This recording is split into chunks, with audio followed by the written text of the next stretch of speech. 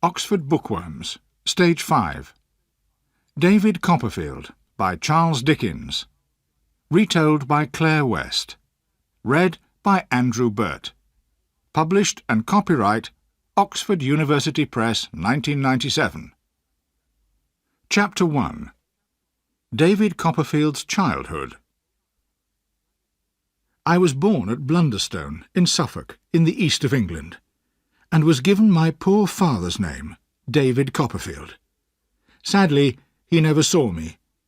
He was much older than my mother when they married, and died 6 months before I was born. My father's death made my beautiful young mother very unhappy, and she knew she would find life extremely difficult with a new baby and no husband. The richest and most important person in our family was my father's aunt, Miss Betsy Trotwood. She had in fact been married once to a handsome young husband, but because he demanded money from her, and sometimes beat her, she decided they should separate. He went abroad, and soon news came of his death. Miss Trotwood bought a small house by the sea, and lived there alone with only one servant. She had not spoken to my father since his marriage, because she considered he had made a mistake in marrying a very young girl. But just before I was born, when she heard that my mother was expecting a baby, she came to visit Blunderstone. It was a cold, windy Friday afternoon in March. My mother was sitting by the fire, feeling very lonely and unhappy, and crying a little. Suddenly, a stern, strange-looking face appeared at the window. "Open the door!" ordered the stern-faced lady. My mother was shocked, but obeyed at once. "You must be David Copperfield's wife," said the lady as she entered. "I'm Betsy Trotwood. You've heard of me?" "Yes," whispered my mother, trembling. "How young you are!" cried Miss Betsy. "Just a baby!" My mother started sobbing again. "I know I look like a child. I know I was young to be a wife, and I'm young to be a mother. But perhaps I'll die before I become a mother." "Come, come," answered Miss Betsy. "Have some tea. Then you'll feel better. What do you call your girl?" "My girl? I don't know yet that it will be a girl," replied my mother miserably. "No, I don't mean the baby. I mean your servant." "Oh, her name's Peggotty. Her first name's Clara, the same as mine, so I call her by her family name, you see." "What a terrible name! However, never mind. Peggotty," she called, going to the door, "bring Mrs. Copperfield some tea at once." She sat down again and continued speaking. "You were talking about the baby. I'm sure it'll be a girl. Now, as soon as she's born—" "He, perhaps," said my mother bravely. "Don't be stupid. Of course it'll be a she. I'm going to send her to school and educate her well. I want to prevent her from making the mistakes I've made in life." Miss Betsy looked quite angry as she said this. My mother said nothing, as she was not feeling at all well. "But tell me, were you and your husband happy?" asked Miss Betsy. This made my poor mother feel worse than ever. "I know I wasn't very sensible about money or cooking or things like that," she sobbed. "But we loved each other, and he was helping me to learn. And then he died. Oh, oh!" And she fell back in her chair, completely unconscious. Peggotty, who came in just then with the tea, realised how serious the situation was, and took my mother upstairs to bed. The doctor arrived soon afterwards, and stayed all evening to take care of his patient. At about midnight he came downstairs to the sitting-room, where Miss Betsy was waiting impatiently. "Well, doctor, what's the news? How is she?" "The young mother is quite comfortable, madam," replied the doctor politely. "But she, the baby, how is she?" cried Miss Betsy. The doctor looked strangely at Miss Betsy. "It's a boy, madam," he replied. Miss Betsy said nothing, but walked straight out of the house, and never came back. That was how I was born. My early childhood was extremely happy, as my beautiful mother and kind Peggotty took care of me. But when I was about 8, a shadow passed over my happiness. My mother often went out walking in her best clothes with a gentleman called Mr. Murdstone.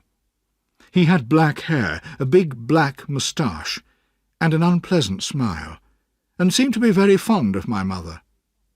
But I knew that Peggotty did not like him. A few months later, Peggotty told me that my mother was going to have a short holiday with some friends.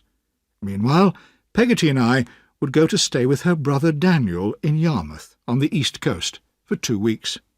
I was very excited when we climbed into the cart, although it was sad saying good-bye to my mother. Mr. Murdstone was at her shoulder, waving good-bye, as the driver called to his horse, and we drove out of the village. When we got down from the cart in Yarmouth after our journey, Peggotty said, "That's the house, Master David." I looked all round, but could only see an old ship on the sand. "Is that your brother's house?" I asked in delight. And when we reached it, I saw it had doors and windows and a chimney just like a real house.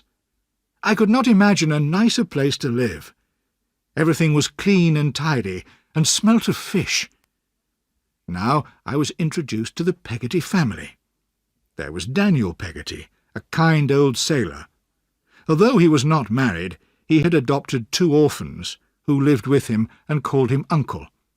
Ham Peggotty was a large young man with a gentle smile, and Emily was a beautiful blue-eyed little girl.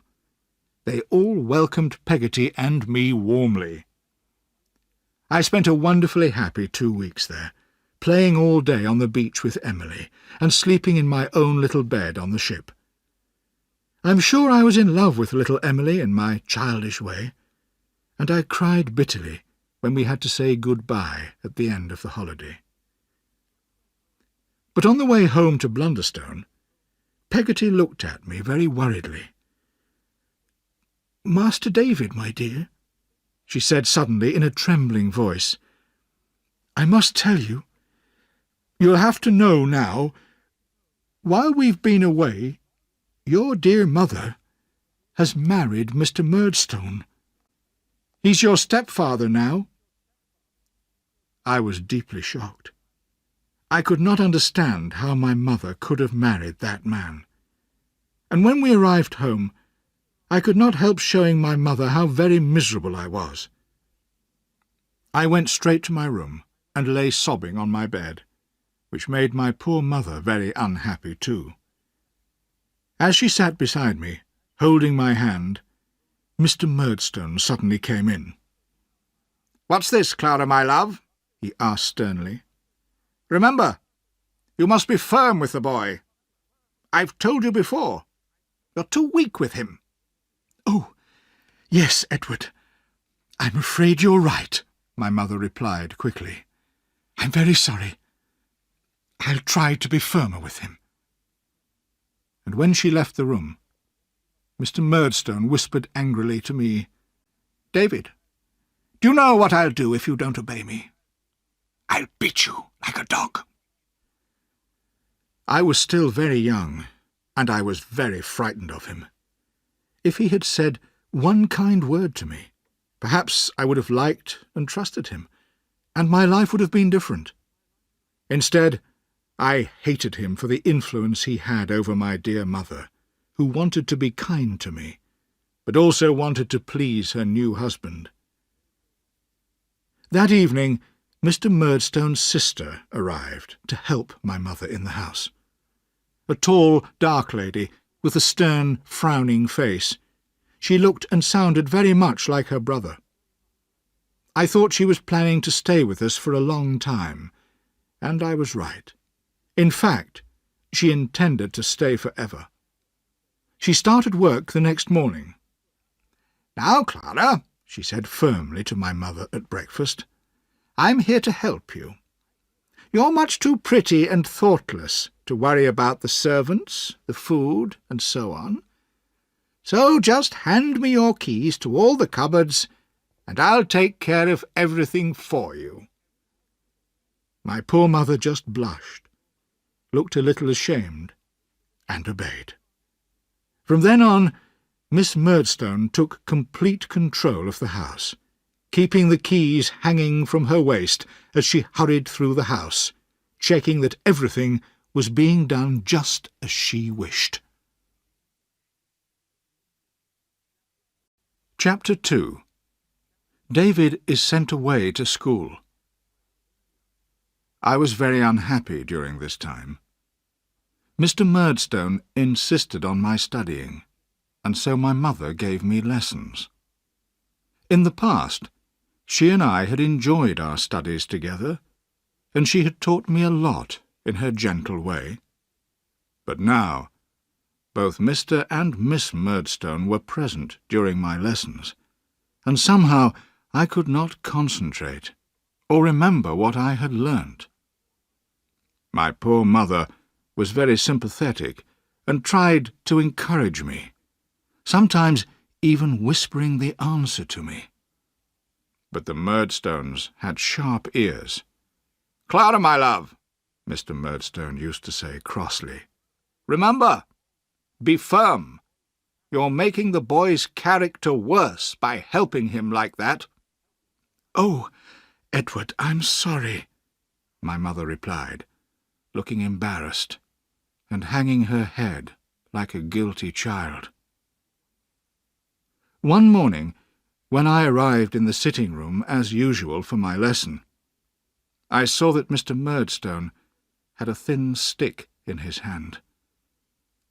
I could not take my eyes off it. "You must be very careful today, David," he said with his unpleasant smile, holding the stick in both hands. I knew what would happen then. A terrible fear took hold of me, and all that I had learnt disappeared immediately from my memory, so that I could not answer any of my mother's questions. Mr. Murdstone got up from his chair. "Well, David," he said heavily, "I think you've worried your mother enough today. We'll go upstairs, boy. Come." And he picked up the stick. I heard my mother crying as we went upstairs. "Please, Mr. Murdstone," I cried, "don't beat me.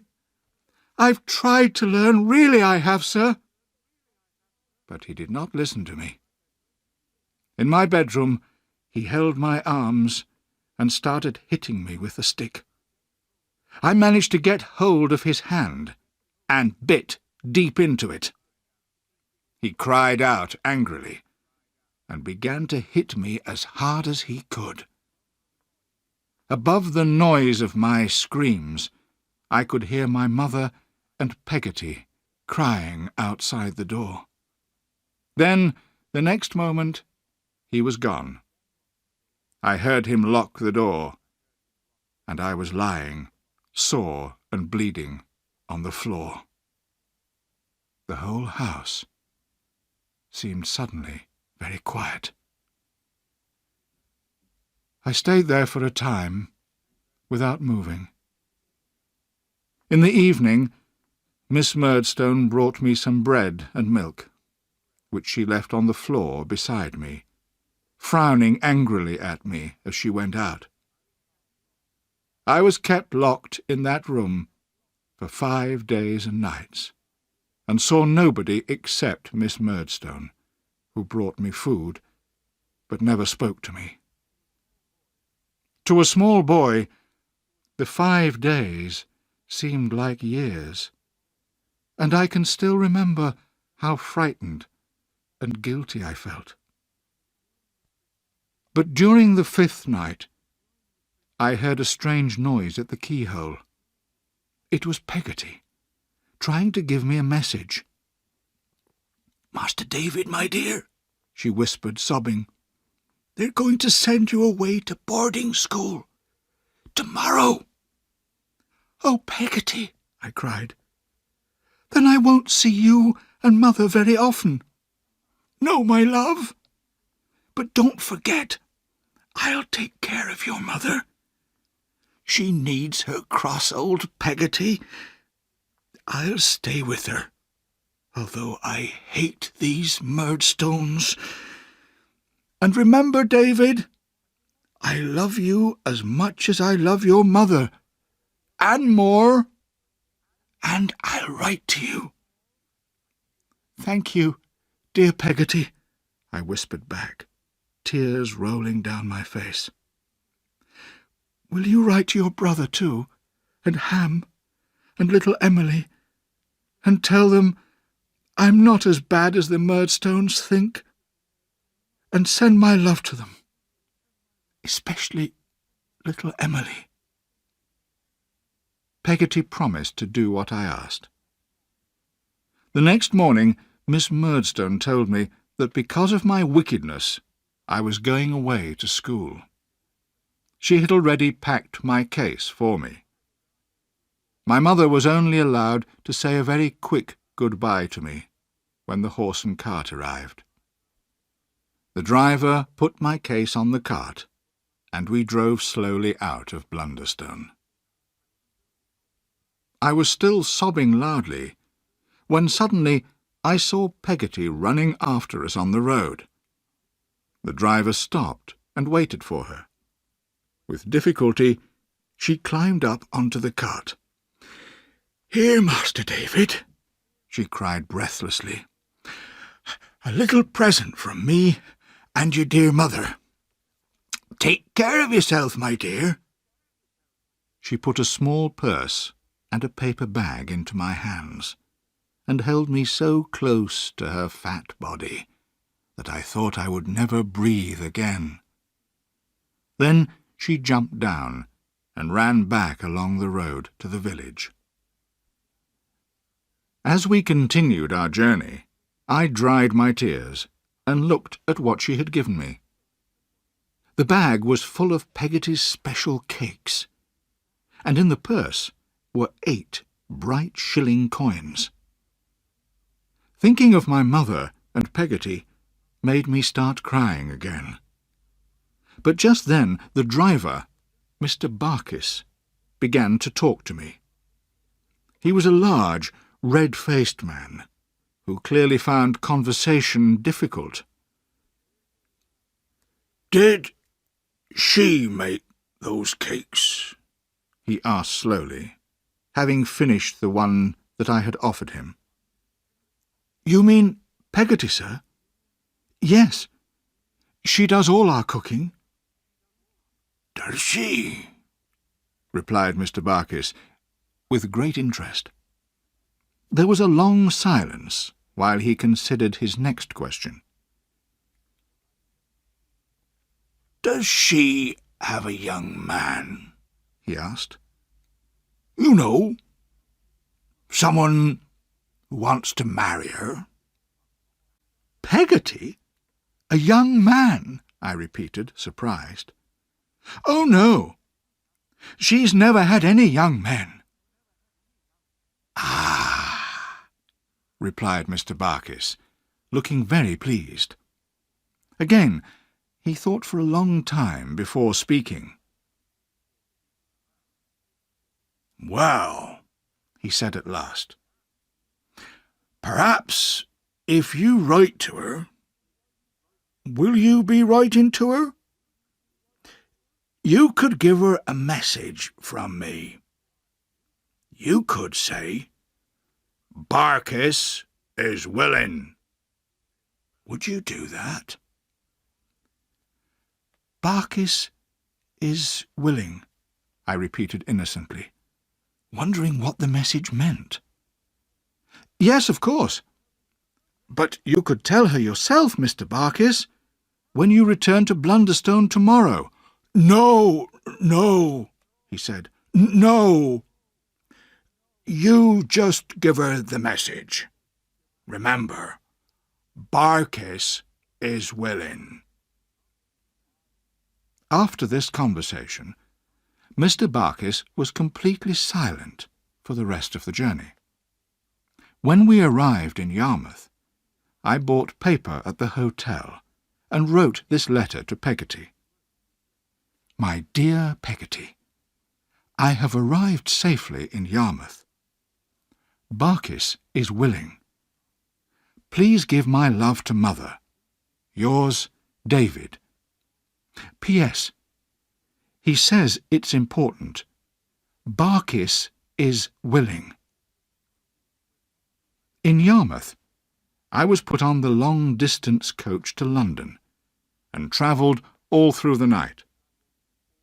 At the coach station in London, I was collected by a teacher, Mr. Mell, and taken to Salem House, the school which the Murdstones had chosen for me. The school was a large old building with a dusty playground, surrounded by a high brick wall. It looked strangely deserted. I was very surprised to find that none of the boys were there, and was told that they were all on holiday, and that I had been sent there during the holidays as a punishment for my wickedness. The headmaster and teachers were on holiday too, all except for Mr. Mell, who had to look after me. I spent a whole month in that miserable place, doing my lessons in the dirty, empty classroom, which smelt of old food and unwashed boys. Every evening I had to eat my supper with Mr. Mell, and then go straight to bed. The worst thing was the sign I had to wear round my neck. It said, "Be careful, he bites." I was only allowed to take it off when I went to bed.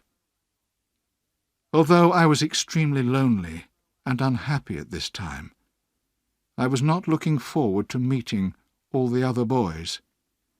I felt sure they would laugh at me, and especially at the sign I was forced to wear. But one day Mr. Mell told me that the headmaster, Mr. Creakle, had returned and wanted to see me. So I went, trembling, to his part of the house. I realized at once that Mr. Creakle lived much more comfortably than the boys or the teachers. He was a small, fat man with a purple nose, who was sitting in an armchair with a bottle and a glass in front of him. "So this is the boy who bites, is it?" he asked unpleasantly. "I know your stepfather, boy. He's a man of strong character, he is. He knows me, and I know him. Do you know me? Answer me, boy!" He pulled violently at my ear. "Not yet, sir," I answered, tears of pain in my eyes. "Ah, but you soon will. Oh, yes, I have a strong character too, you'll see." He banged his hand hard on the table. I was very frightened, but I made myself ask the question I had been considering for a whole month. "Please, sir, I am very sorry for what I did to Mr. Murdstone. Could I take this sign off before the other boys see it?" Mr. Creakle gave a sudden, terrible shout and jumped out of his chair. I did not wait to see whether he was going to hit me, but ran out of his room and hid in my bed for the next hour. However, the boys were not as cruel to me as I had feared. I made a friend almost immediately, a boy called Tommy Traddles, who was known to be the unluckiest boy in the school. I was also noticed, and even smiled on, by the great James Steerforth, one of the oldest boys, at least 6 years older than me. He was a handsome, intelligent, curly-haired young man who had become an important figure at the school, with great influence over the younger boys. "How much money have you got, Copperfield?" he asked me. 8 shillings, Steerforth, I answered, remembering the present my mother and Peggotty had given me. "You'd better give it to me. I'll take care of it for you," he offered in a friendly way. I opened Peggotty's purse and turned it upside down into his hand. "Perhaps you'd like to spend some of it now," he suggested, smiling. "A bottle of wine, a tin of biscuits, a few cakes, that sort of thing. I can go out whenever I like, so I can buy it for you." "Yes, that's very kind of you," I said, although I was a little worried that all my money would disappear. When we went upstairs to bed, I realised that all my money had been spent, as 8 shillings worth of food and drink was laid out on my bed in the moonlight. Of course, I did not want to eat and drink it all by myself, so I invited Steerforth and the others to help themselves. The boys were very willing, and we spent a pleasant evening sitting on our beds, whispering to each other. I discovered that the boys all hated Salem House, which they considered one of the worst schools in the country. They especially hated Mr. Creakle, who was in the habit of beating them regularly with a heavy stick which he carried with him at all times. The only boy he dared not beat was Steerforth. I admired Steerforth even more when I heard this. When we were all too tired to stay awake, Steerforth got up to go. "Good night, young Copperfield," he said, putting a hand on my head. "I'll take care of you." "It's very kind of you," I replied gratefully. "You haven't got a sister, have you?" he asked sleepily. "No, I haven't," I answered. "What a pity. If you had one, I'm sure she'd be a pretty, bright-eyed little girl. I would have liked to meet her." I thought of him a lot that night, with his laughing, handsome face, and his careless, confident manner. I could never have imagined what a dark shadow he would throw over the lives of people who were dear to me. I stayed at Salem House for 3 more months. Although 1 or 2 of the teachers, like Mr. Mell, were kind to us boys and tried to teach us properly, we were too afraid of Mr. Creakle and his stick to concentrate on our studies. But Tommy Traddles and I cheered each other up if we were beaten, and I was lucky enough to be friendly with the great Steerforth, in spite of the difference in our ages. However, my home, even with the Murdstones there, seemed a much pleasanter place than school, and I was glad when the Christmas holidays arrived, and I was allowed to return to Blunderstone. I was a little surprised to find that my mother had a new baby, and I could see at once that she was not well.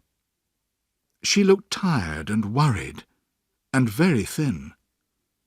But she and Peggotty were delighted to see me, although they dared not show it if the Murdstones were present. My stepfather and his sister seemed to hate me even more than before, if that were possible, and they made my life quite miserable whenever they could. In fact, I was almost pleased when it was time to return to school and see Traddles and Steerforth again. As the cart drove away, I remember my mother standing outside our house, with her baby in her arms, smiling sadly at me. That was the last time I saw her, and that is how I shall always remember her.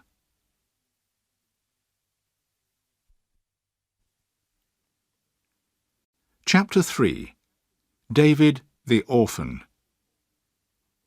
Life went on as normal for me at school until my birthday 2 months later in March. I remember that day very well. It was cold, icy weather, and we boys had to blow on our fingers and rub our hands to keep warm in the freezing classrooms. When a message came for me to go and see Mr. Creakle, I thought that Peggotty must have sent me a birthday present, and so I hurried gladly along to his room. But there I realized something unusual had happened, because it was Mr. Creakle's wife who was waiting to speak to me. "David, my child," she said kindly, holding my hand, "we all have to accept that our loved ones can die at any moment." I looked at her, trying to understand what she meant. "I'm sorry to tell you," she continued, "that your mother is dangerously ill." There was a mist in front of my eyes, and suddenly burning tears ran down my face. I knew the truth. "Your mother is dead," she said. I was already sobbing loudly, and I felt I was an orphan, quite alone in the world. Mrs. Creakle packed my case herself, and sent me home on the coach for the funeral. I did not realize at the time that I would never return to Salem House. When I arrived home, Peggotty met me at the door, and we cried miserably in each other's arms. Mr. Murdstone seemed very sad, and did not speak to me at all. Miss Murdstone, however, showed her usual firmness of character, which she and her brother were so proud of, by checking that I had brought all my clothes back from school. After that, she showed no interest in me at all. There was a deathly stillness in the house. Peggotty took me up to the room where my dear mother's dead body lay, with my little brother, who had died a few hours after her. Everything was fresh and clean in the room, but I could not look at my mother's lovely face, which would never smile at me again, without crying. "How did it happen, Peggotty?" I asked, sobbing. "She was ill for a long time, Master David. She got worse after the baby was born, you see. She was sometimes unhappy and forgetful, but she was always the same to me, or old Peggotty. Those two downstairs often spoke crossly to her, and made her sad. But she still loved them, you know. She was so sweet and loving. I always sat beside her while she went to sleep. It made her feel better, she said." There was a short silence while Peggotty dried her eyes, then took both my hands in hers. "On the last night, she asked me for some water, and then gave me such a patient smile. She looked so beautiful. The sun was beginning to rise, and she put her head on my arm, on her stupid, cross old Peggotty's arm, and died like an innocent child going to sleep." After my mother's funeral, I began to wonder what would happen to me. The Murdstones did not even seem to notice that I was in the house. They had told Peggotty to leave, as they did not want her as their servant any more. So Peggotty was going to her brother's in Yarmouth, until she decided what work to do next. She suggested taking me with her for a holiday, and to my surprise, the Murdstones agreed. So, next morning, Mr. Barkis appeared at the door with his cart, and Peggotty's cases were put on it. We climbed up and sat beside him. Peggotty was naturally a little sad to leave her old home, where she had been so happy with my mother and me, and at first she cried a little. But when Mr. Barkis saw her drying her eyes and looking more cheerful, he too began to look happier, and he whispered to me, "Barkis is willing. You told her that?" Aloud he said to Peggotty, "Are you comfortable?" Peggotty laughed and said that she was. "And are you comfortable, Master David?" he asked. I said that I was. Mr. Barkis was so pleased with this conversation that he repeated it many times during the journey, and Peggotty and I both had to keep giving him the same answer. When we arrived in Yarmouth and got down from the cart, we said good-bye to Mr. Barkis. Daniel and Ham Peggotty were waiting for us. Daniel and Ham were exactly the same as I remembered them, cheerful and generous as ever. But little Emily seemed different somehow. She was taller and prettier, but she did not want to play with me or spend her time with me. I was rather disappointed, because I still considered she was the most beautiful girl I had ever seen, and I thought I was in love with her. Daniel and Ham were very proud of her intelligence and beauty, and just smiled when she laughingly refused to sit next to me. But they all listened with interest to my stories of school life at Salem House. I told them about the other boys, especially the handsome, clever Steerforth. I admired him so much that I could not stop myself telling them all about him.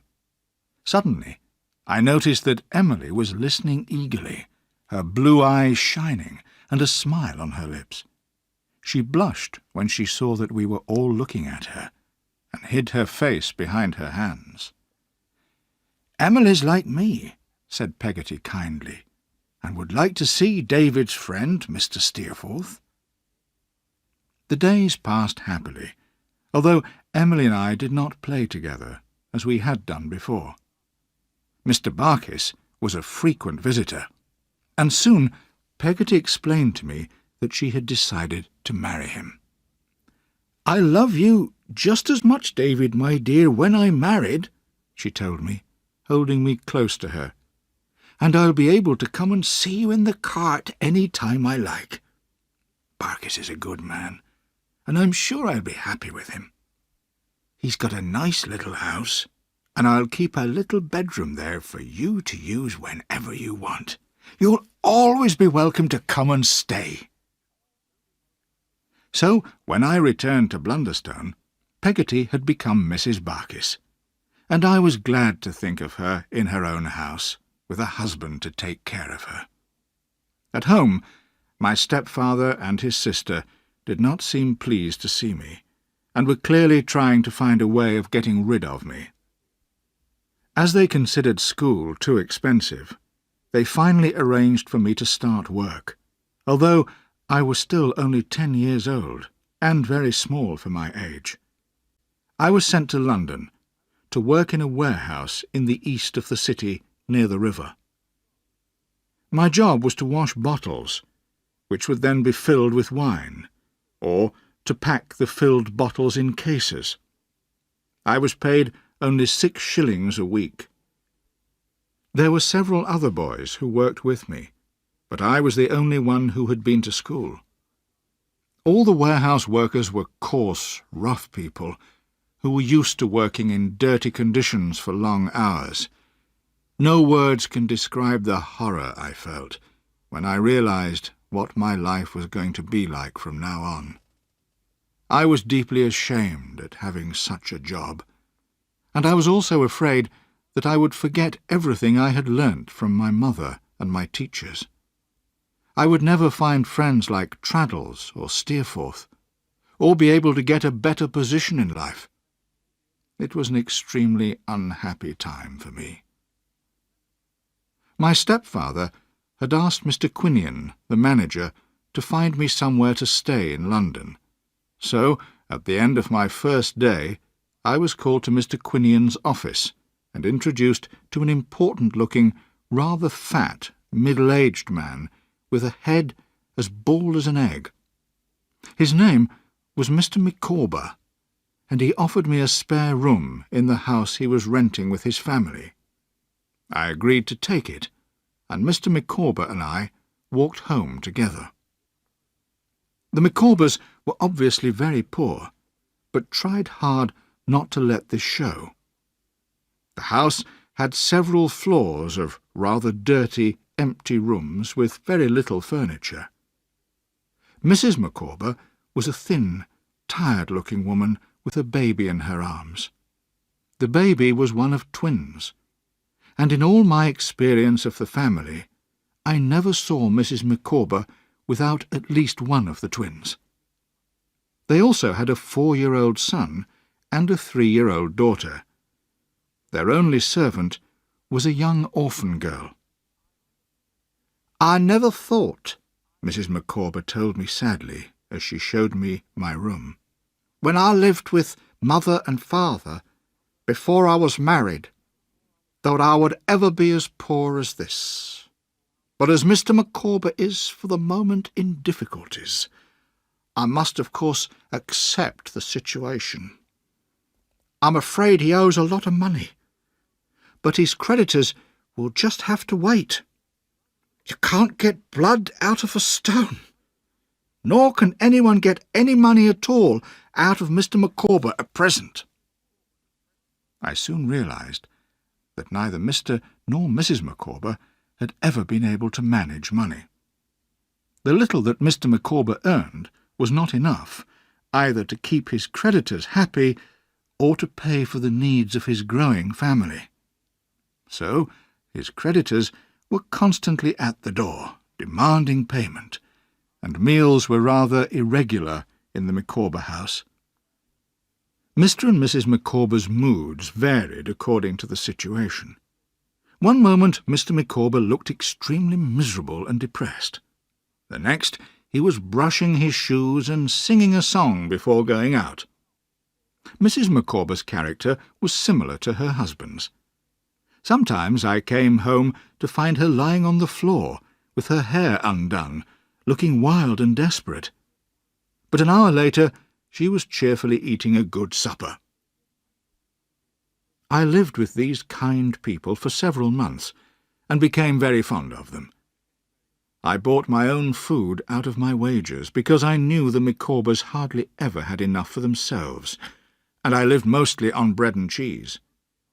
As they were so short of money, once or twice I offered to lend them a few shillings, which they refused to accept. But at last Mr. Micawber's creditors became tired of waiting for their money and went to the police, who arrested him for debt. He was taken to the King's prison and asked me to visit him there. When I arrived, I was shown to his room, where he was waiting for me. He seemed quite broken-hearted, and even cried a little. "This is a black day for me, Copperfield," he sobbed. "I hope my mistakes will be a warning to young people like you. Remember, if a man earns £20 a year and spends £19 and 19 shillings, the result is happiness. But if he spends £20 and 1 shilling, the result is misery. By the way, Copperfield, could you lend me a shilling for some beer? Mrs. Micawber will pay you back as soon as you arrive home." And when the beer arrived, he appeared much more cheerful. We had a pleasant evening, telling stories and jokes. He stayed in prison for several weeks, and I visited him regularly.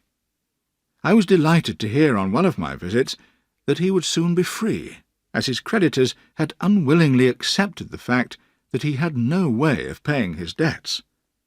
I gave the news to Mrs. Micawber when I returned home. We celebrated by sharing our supper and a glass of wine together. "May I ask what you will do, madam, when Mr. Micawber is free?" I asked politely. "My family," said Mrs. Micawber grandly, "believe that Mr. Micawber should move to the country, to Devon, and carry on his business interests there. Mr. Micawber is a very clever man, Master Copperfield." "I'm sure he is," I agreed. "Although they haven't found anything exactly right for him yet, my family think he should be ready in Devon in case something turns up." She put down her empty glass. "And will you be going with him, madam?" I asked. "I must! I will!" Mrs. Micawber's voice rose to a scream. "He is my life, my love, my husband, the father of my children. I will never desert Mr. Micawber. You can't ask me to desert him." I felt very uncomfortable, as I had not asked her to desert him at all. But she soon became calm again, and finished her supper. I was becoming used to the Micawbers' changes of mood. I now realised that when the Micawbers left London, as they were planning to do, I would be very lonely in the city. I still hated my work in the warehouse, and wanted to make a better life for myself. I thought about it for a long time, and decided there was only one thing I could do. I would try to find my one surviving relation, my father's aunt, Miss Betsy Trotwood, and ask her to help me. I knew that she lived somewhere near Dover, in Kent. I could go there by coach, because Peggotty had once sent me 10 shillings to keep, in case I ever needed it. The time had come to use that money. Chapter 4. David and his Aunt. So, after helping the Micawbers to pack their few clothes, and waving goodbye to them at the coach station on their way to Devon, I went to the warehouse for my last day at work. I did not tell anyone I would not be coming back the following week. In the evening I packed my case, and put the 10 shillings in the little purse Peggotty had once given me. I looked around for someone to help me with my case, which was rather heavy for me, and saw a tall young man with a horse and cart passing by. "Could you please take my case to the coach station?" I asked him politely. The young man put the case into his cart. Then, looking round quickly to make sure there were no witnesses, he pushed me roughly against the wall and took my purse out of my trembling hand. Before I could say a word, he had driven the horse and cart down the road and out of sight round the corner. I knew I would never see him, my case, or my 10 shillings again. I sat down on the pavement and cried. Now I had lost everything I owned in the world, and had no money for the coach fare to Dover. In the end, I decided I would have to walk there, and I started the long journey. It took me 6 days to cover the 100 kilometres, as I got tired very easily and had to rest. I sold my jacket for 1 shilling, so that I could buy bread and milk on the way, and at night I slept in disused farm buildings or under trees. Sometimes I was afraid of the dangerous-looking beggars and thieves I met on the road, but I knew I had to keep going. As I walked, I thought of my mother's gentle, pretty face. I felt sure she would approve of what I was doing, and that encouraged me to continue. But when I arrived in Dover, it seemed a much larger town than I had imagined. I spent a whole morning asking people if they knew where Miss Betsy Trotwood lived. Finally, I found someone who recognised the name, and showed me the way to her house. I stood at her front door in the neat little garden for a few moments, trembling with fear, and wondering what my aunt would think of me. My face and hands were dirty. My hair was unbrushed, and my clothes were torn and dusty. Perhaps she wouldn't even want to invite me into her house. Just then, a handsome but strict-looking grey-haired woman came out of the door towards me. I knew she must be my aunt. "Go away," she said crossly. "I don't allow anyone to walk on my grass." "Please, madam," I said bravely. "Please, aunt." "What?" cried Miss Betsy in great surprise. "Please, Aunt, I'm your nephew." "Good heavens!" she cried, and sat down rather suddenly on the grass. "I'm David Copperfield, your nephew's son of Blunderstone in Suffolk, where you came on the night I was born and saw my dear mother. I've been very unhappy since she died. My stepfather sent me to work in London, and I hated it and ran away, and someone stole my case and my money, and I've had to walk all the way, and I haven't slept in a bed for 6 nights. Here my self-control broke, and I fell to the ground, sobbing bitterly. My aunt jumped to her feet, picked me up, and took me into her sitting-room, where she mixed some medicine in a glass and made me drink it. She also wrapped me in a large blanket and put me on her sofa. Then she rang the bell for her servant, Janet. "Please ask Mr. Dick to come here, Janet," she said. A tall, grey-haired, pleasant-looking gentleman entered a few minutes later, laughing rather strangely to himself. "Now, Mr. Dick," said my aunt firmly, "don't be a fool, because we all know you're intelligent." Mr. Dick looked very serious at once. "No doubt you remember that I had a nephew, David Copperfield? Well, this is his son. He has run away." "Oh, really? David's son? Run away? Well," said Mr. Dick. "Now, the question is, Mr. Dick, what shall I do with him?" "Well," Mr. Dick looked vacantly at me, and then suddenly his eyes shone. "If I were you, I would wash him." "Well done, Mr. Dick. You always have the right answer," said my aunt delightedly. And so they washed me, and gave me clean clothes and delicious food. While I was eating, my aunt stared at me, occasionally whispering, "Good heavens," to herself. When she could see that I felt better, she asked me question after question, and I told her the story of my life. "Good heavens," she said again when I had finished. "Why did your poor mother marry again? What a terrible mistake!" "Perhaps she was in love," suggested Mr. Dick, smiling his rather foolish smile. "In love?" said Miss Betsy crossly. "Perhaps the poor silly girl thought she was in love. But now, Mr. Dick, another question. What should we do with the boy?" "Well," said Mr. Dick, thinking. Then an idea suddenly came to him. "You should put him to bed." "Thank you again, Mr. Dick, for your common sense," said my aunt happily. "Janet, put the boy to bed." And so, in a comfortable, clean little bed, in a pleasant, airy room at the top of Miss Betsy Trotwood's house, I floated away into the world of my dreams. At breakfast next morning, I bravely asked my aunt, What's going to happen to me?" "I've written to your stepfather," she replied. "Oh, are you going to send me back to the Murdstones? Please don't, Aunt. Please let me stay here," I cried, trembling. "I don't know what I'll do yet. We'll have to wait and see," she answered firmly. This news made me very depressed, but there was nothing I could do about it, and my aunt soon began to talk about something else.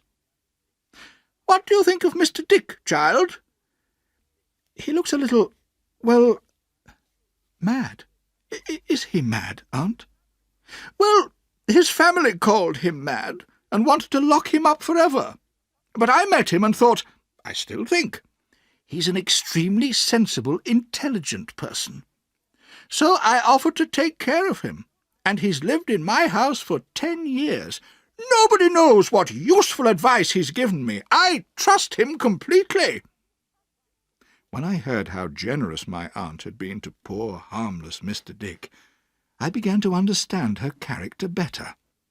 In spite of her stern appearance and frequent crossness, she was very kind to people who needed her help. I hoped she would be kind to me.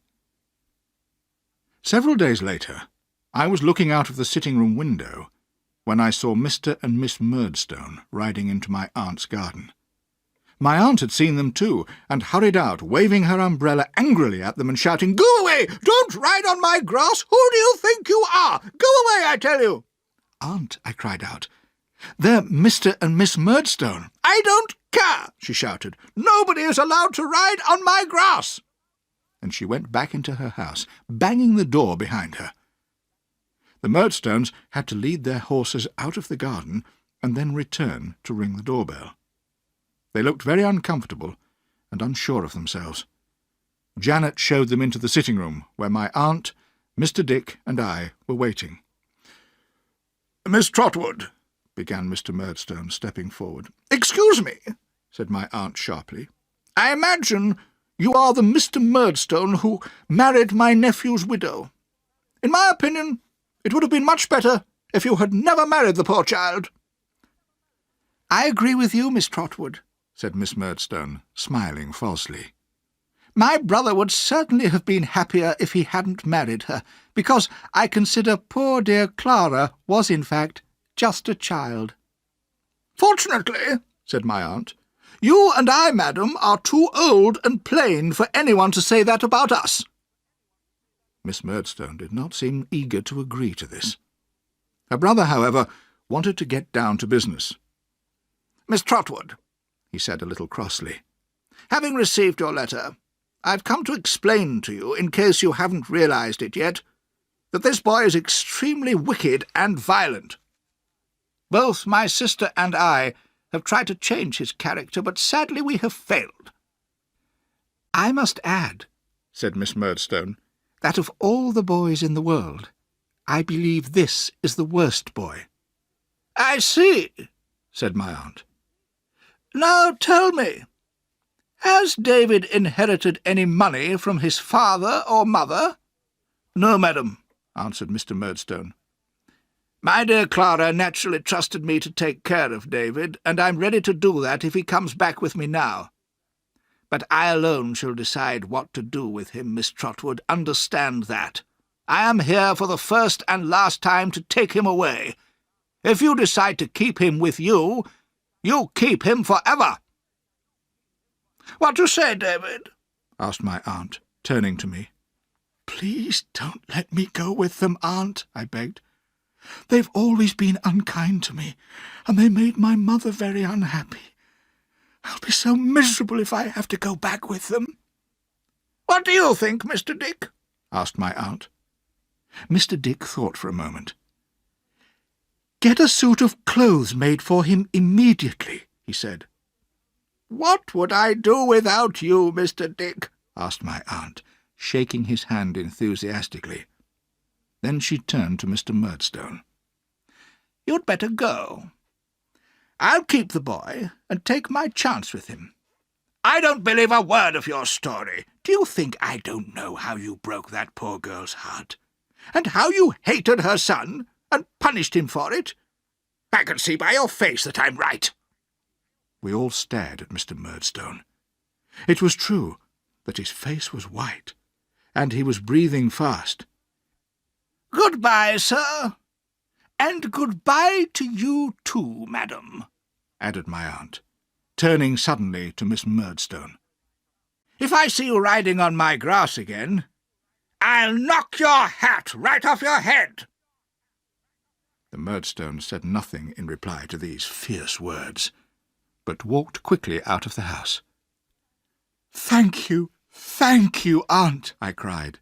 "I'll do my best to make you proud of me." And I kissed her many times. "Mr. Dick, you and I will adopt this boy together," said my aunt, her stern expression softening into a smile.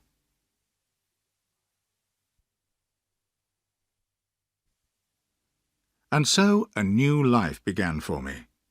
I was soon able to forget the warehouse and the Murdstones in learning to please my aunt and to play games with Mr. Dick, who spent much of his time with me. But one day my aunt suggested that I should go to boarding school in Canterbury. I was delighted, as I was eager to continue my studies, and Canterbury was very near my aunt's home in Dover. So, the next day, my aunt and I went to Canterbury, where I admired the beautiful old buildings in the ancient city centre. "Is it a large school, Aunt?" I asked politely. "I haven't decided which school you'll go to yet," she replied. "First, we're going to ask my old friend Mr. Wickfield's advice about it. He lives and works in Canterbury, you see." Soon we stopped in front of a very old house, with a very clean front doorstep and fresh white curtains at the windows. A strange-looking person, dressed in black, with short red hair and a very thin white face, came out to meet us. I thought he must be a servant. He was about 15, but looked much older. "Is Mr. Wickfield at home, Uriah Heep?" asked my aunt. "He is, madam," replied Uriah, smiling unpleasantly. He showed us into the sitting-room, where I noticed 2 large paintings on the wall, one of a grey-haired gentleman, the other of a lady with a sweet, gentle face. Just then a gentleman entered the room, looking a little older than his picture. I soon discovered he was Mr. Wickfield, my aunt's lawyer. "Mr. Wickfield," said my aunt, "this is my nephew. I have adopted him, and I want to send him to a good boarding school here in Canterbury. Can you help me find a school for him?" Mr. Wickfield thought for a moment. "There's a very good school I can recommend, Dr. Strong's, but the boy can't board there, and it's too far to travel from Dover every day. However, he could live here, if you liked, in my house. There's plenty of room for him." "That's very kind of you, Mr. Wickfield. I'll pay you for his food, of course," said my aunt. "Come and meet Agnes, who takes care of everything and manages the house," said Mr. Wickfield. We all went upstairs to another sitting-room, prettily furnished, where a girl of my own age was sitting. On her face I saw immediately the beautiful, calm expression of the lady in the painting downstairs, and I knew she must be Mr. Wickfield's daughter, Agnes. When I saw the way Mr. Wickfield looked at Agnes and held her hand, I realized that she was the only thing that made life worth living for him. The lady in the painting was her mother, who had died some years before, and Agnes was now in complete charge of the house. She welcomed me warmly as a guest, and showed me the comfortable bedroom I would sleep in. My aunt was very happy to leave me in the care of Mr. Wickfield and his daughter. "I must leave now, David," she told me. "Mr. Wickfield will take you to school tomorrow and make all the arrangements. I'm sure you will work hard and do well." "Thank you, Aunt," I said, trying not to cry. "And give my love to Mr. Dick. And thank you again." When she had gone, I dried my tears, and spent a pleasant evening with the Wickfields. We ate supper and talked in the pretty little sitting-room. Agnes played the piano and tried to amuse her father, but he often looked serious and rather sad. During the evening he drank a good deal of wine. I wondered why he seemed unhappy. The next day I had my first experience of a well-organised school. It could not have been more different from Salem House. The headmaster, Dr. Strong, was a gentle, kind man, who enjoyed teaching and never punished anybody. I soon made friends with the other boys, and as time went on, with the teachers too. But although I liked school very much, I was always happy to return to the Wickfields' quiet house every evening. There Agnes used to help me with my studies, and listen sympathetically to my problems, and her father always seemed pleased to see me. I often wrote to my aunt and Peggotty, and Mr. Dick came to visit me once a week. The strangest person in my new life was Uriah Heep. Soon after I arrived in Canterbury, we had a conversation one evening. He was doing a lot of Mr. Wickfield's work, and was working late in his small office just off the hall of the Wickfields' house. Come in, Master Copperfield," he cried, when he saw me passing the door. I entered, and found him reading a large dusty book, and making careful notes in a notebook. "What are you studying, Uriah?" I asked politely. "I'm going to be a lawyer," he replied, rubbing his thin hands together and smiling his oily smile. "You're Mr. Wickfield's assistant, aren't you?" "Perhaps one day you'll be his partner," I said, trying to make conversation. "Oh, no, Master Copperfield," cried Uriah, rolling his eyes upwards. "I could never rise so high. No, I'm much too humble for that. But thank you, Master Copperfield, for thinking kindly of me. And may I say that if ever you have the time, and I'm sure a young gentleman like you is much too busy to spare the time for a poor person like me, my mother and I would be glad to offer you a cup of tea at our humble home."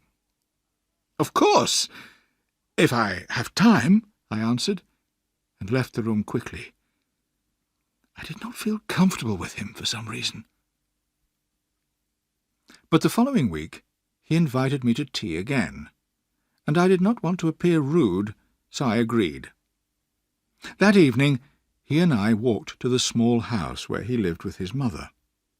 It was a warm day, and we were drinking our tea near the open door, when a gentleman I recognized passed by. It was Mr. Micawber. He saw me sitting near the door, and called out, "Copperfield, is it really you?" I was delighted to see him again, and Mrs. Heep invited him in for some tea. I had to introduce him to the Heeps, but I did not think that Uriah would be a good influence on Mr. Micawber. However, I was interested to discover that the Micawbers were now living in Canterbury, as nothing had turned up in Devon. They seemed to be very short of money again, and surrounded by creditors as usual. I left the Heeps' house as soon as possible, taking Mr. Micawber with me, as I did not want him to tell Uriah all about my life at the warehouse in London.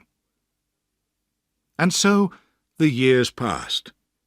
I learnt everything that Dr. Strong and his teachers could teach me, and at 17 came to the end of my schooldays. My aunt suggested that, before deciding what profession to choose, I should spend a month in London, or travelling round the country. This would give me time to consider my next step. I agreed enthusiastically, and although I was sorry to say goodbye to my sweet friend Agnes and her father, I was looking forward to leading the life of an independent young gentleman.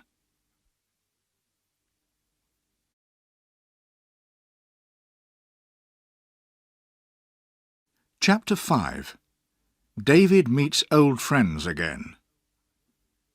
I decided to go to London first, to stay at a hotel for a few nights, and see all the sights of that great city. I knew it would be very different from the last time I was in London, when I was working at the warehouse. Now I was adult and educated and had money. The hotel I chose was called the Golden Cross, and because I looked so young, I was given a very small, dark room in the roof. But I did not feel confident enough to complain. That evening I was returning from the theatre when I recognized someone going into the hotel. I could not prevent myself from saying at once, "Steerforth, do you remember me?" He stared at me for a moment. Then he cried, "Good heavens! It's little Copperfield!" I was so delighted to see him that I held both his hands, saying, "My dear Steerforth, you have no idea how pleased I am to see you again." I remembered how much I had admired him, and all my love for him came back. I had to brush away the tears from my eyes. "Don't cry, Copperfield, old boy," he said kindly. "I'm glad to see you too. What are you doing here?" "I've just finished school, and my aunt has sent me to London to look around before deciding on a profession. What about you, Steerforth?" "Well, I'm studying at Oxford University, but nothing exciting ever happens there. That's why I'm in London for a few days. But it's boring here too, isn't it?" "In London?" I asked, surprised. "I think it's wonderful. There's so much to do and see. I've just been to the theatre. The actors were excellent, and—" David, laughed Steerforth. "It does me good to see your fresh, innocent face so full of excitement. Now, let me see. Which room are you staying in?" "Number 44. It's rather high up," I confessed, blushing. "They've put you in number 44? I'll soon change that." And when Steerforth complained to the manager, I was immediately given a large, airy, comfortable room on the first floor, next to his. That night, as I fell asleep, I thought happily of the next few days, which Steerforth and I were planning to spend together. A week passed very quickly, with visits to the theatre, the museums, and the zoo. We went sightseeing, riding, swimming, and boating. Steerforth was the perfect companion to have, and I admired him even more than before. In fact, I loved him with all my heart. One day I said to him, "You know, Steerforth, I really must go and visit my mother's old servant, Peggotty. She was very good to me when I was a child." "Yes, David, I remember you told me. She lives in Yarmouth now, doesn't she? Why don't we go there together?" "Oh, yes, Steerforth. You'd enjoy meeting her brother, and all the family. They're very kind, good people." "Even if they are only working people," said Steerforth. I looked quickly at him to see what he meant, but he was smiling at me, so I knew he was joking, and I smiled too. We travelled to Yarmouth by coach, and when we arrived, Steerforth stayed at the hotel, while I went to Barkis's house to find Peggotty. When I knocked at the door, Peggotty opened it, and did not recognise me for a moment. I had continued to write to her regularly, but we had not seen each other for 7 years, and I was no longer the small boy she remembered. But when she realised I was her Master David, she sobbed and sobbed with delight, holding me in her arms, as she had always done. Soon she was calmer, and we talked about the events of the last few years. I heard that she was very happy with Mr. Barkis, who, however, was ill in bed at the time. She was so pleased to see me that she insisted I should sleep at her house during my stay in Yarmouth, in the little bedroom she had always kept for me. The next day I took Steerforth with me to visit Daniel Peggotty. It was a dark and windy winter evening. As we came closer to the old boat, we heard happy voices and laughter inside. I opened the door, and suddenly I was surrounded by Daniel, Ham, and Emily, all looking very surprised. "Look, it's Master David. Look how he's grown." And for a moment we were all shaking hands and talking and laughing at the same time. I did not forget to introduce Steerforth. They welcomed him warmly as my best friend. "Well," cried Daniel Peggotty, his large face red and shining with delight, "it's wonderful, Master David, that you two gentlemen have come here tonight of all nights. The best night of my life, because tonight, gentlemen, my little Emily," and he took Emily's small white hand in his rough red one and placed it on his heart, "has agreed to become Ham's wife." "I congratulate you with all my heart," said Steerforth politely to Ham, without taking his eyes off Emily, who was blushing prettily. "Master David knows how I love this girl," continued old Daniel, "and my dearest wish was for her to have a good husband to take care of her. And there's no one I trust more than Ham. He's only A rough sailor like me, but he's honest and sincere, and I know she'll come to no harm while he lives." Meanwhile, Ham was blushing too. I did not know what to say, unsure whether I still loved Emily and was therefore jealous of Ham, or whether I was glad they were going to be happy together.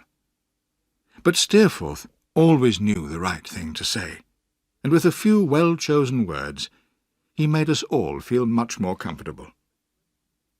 We spent the rest of the evening very pleasantly, telling stories and singing songs, and it was midnight when Steerforth and I left the old boat. "Well," said Steerforth to me as we walked across the sand in the cold night air, "what a lovely girl, and what a coarse young man she's engaged to." I was shocked by these unexpectedly cold words. But when I turned to him and saw him smiling, I replied warmly, "Ah, Steerforth, you pretend to laugh at people who are poorer or less educated than yourself, but I've just seen you spend the whole evening with the Peggotty family, making them happy. I know you understand and love them, and I admire you all the more for it." He stopped and looked at me, saying rather sadly, "David, you're serious, aren't you?" "I wish I were as good as you." For the next 2 weeks I was often with Peggotty and Barkis, while Steerforth went sailing or fishing with Daniel and Ham, or found other things to do, so I did not see very much of him. Finally, we decided to return to London. While we were travelling back on the coach, I turned to say something, and was surprised to see how miserable he looked.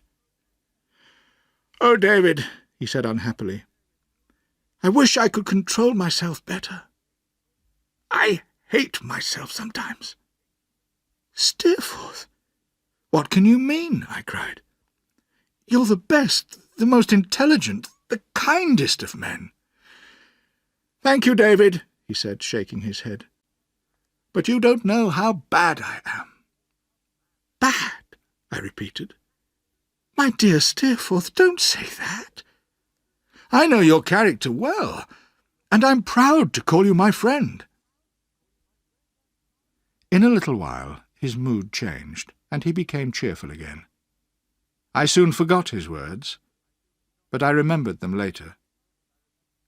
In London, I discovered that my aunt had arrived at the Golden Cross Hotel, and had booked a room there for several days. We were delighted to see each other, and had a long conversation that evening. She had come to ask me a particular question. "David," she said very seriously, "I've been thinking about your future profession. How would you feel about becoming a lawyer?" I thought for a moment. "Well, Aunt, it sounds a very good idea. I confess I hadn't considered it before, but I think I'd like it." "Very good," said my aunt, jumping up. "In that case, let's go immediately to see Mr. Spenlow. He's a partner in an important law firm, and I think he'll agree to train you. We'll have to pay him, of course, but after several years you'll be a properly trained lawyer and be able to earn your own money." And so we carried out this plan. My aunt paid Mr. Spenlow's firm £1,000, and I promised to work hard and do my best to become a successful lawyer. Before she returned to Dover, my aunt rented a small flat for me at the top of a house near the law courts, and I moved in at once.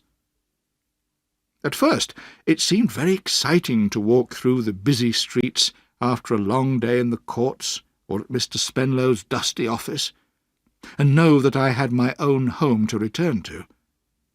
But when I had climbed up all the stairs and entered my sitting-room, it no longer seemed so exciting. In fact, my flat looked empty and depressing. So, after 2 days of loneliness, I was very glad to receive my first visitor, Steerforth, and, because I was so happy to see him, I invited him and 2 friends of his to dinner the next evening. As it was my first dinner party, I did not know what to buy, but I ordered cooked dishes of chicken and fish from the restaurant, bought cheese and fruit from the market, and had a large number of bottles of wine delivered. I was quite frightened by how much money I had spent. But when Steerforth and his friends arrived, I soon became more cheerful. The party was a great success, and we all enjoyed ourselves very much. We ate and drank and smoked and drank again. I was constantly opening bottles of wine, and became unusually talkative. I began to feel rather strange, and when I caught sight of myself in a mirror, I seemed very pale. I had to confess to myself that I looked drunk. Someone suggested going to the theatre, and in a kind of mist we left my flat and walked through the streets. Steerforth was holding my arm and laughing. Then a man in a little box looked out of the fog and took money from somebody. Soon we were sitting high up in a very hot, very crowded theatre. There were bright lights, and there was music, but I could not understand what anyone was saying, and the whole building seemed to swim in front of my eyes. Then someone suggested going to visit some friends in another part of the theatre, so we went downstairs. Suddenly I saw quite clearly Agnes Wickfield, sitting with a lady and a gentleman. She was looking at me with a surprised expression on her face. "Good heavens!" I cried. "Agnes, you're in London!" "Quiet," she whispered. "People are trying to listen to the actors. You'll disturb them." Then she added kindly, "David, please do what I say. Ask your friends to take you home." I'd always taken Agnes's advice, and I did so this time. I do not remember how I got home, but I do remember Steerforth helping me to undress and get into bed. What a terrible, sleepless night I spent. How ill I felt! How dry my mouth was! But the next morning I felt even worse. I was so miserable and ashamed that I had been so stupid, and that Agnes had seen me drunk. I could not even apologize to her, because I did not know where she was staying in London. I spent the whole day with my head in my hands, in my dirty, smoky room surrounded by empty wine bottles. But the next day a note was delivered to my flat. It was from Agnes, asking me to visit her at the house where she was staying. I went straight there after my day's work at the office. She looked so quiet and good, and reminded me so much of my happy school days in Canterbury that I could not help crying. "I'm so sorry, Agnes," I said, "that you saw me like that. I wish I were dead." "David, don't be unhappy," she said cheerfully. "You know you can trust me, and I'll always be your friend." I took her hand and kissed it. "Agnes, you're my good angel." She shook her head. "No, David, but if I were, I'd warn you to stay away from your bad angel." "My dear Agnes," I cried. "Do you mean Steerforth?" "I do, David," she replied, looking firmly at me. "Agnes, you're wrong. He is my trusted friend. He helps and guides me. It wasn't his fault that I got drunk, you know." "I wasn't thinking of that. I judge him from what you've told me about him, and your character, and his influence over you." Agnes spoke very seriously, and her words went straight to my heart. "I'm certain I'm right. You've made a dangerous friend, David, because you're so trusting. Please remember what I say, and forgive me for saying it." "I will, if you forgive me for getting drunk." Agnes agreed, smiling, and then said suddenly, "Have you seen Uriah Heep?" "No," I replied. "Is he in London? What's he doing here?" "I'm worried, David," answered Agnes with sadness in her beautiful eyes.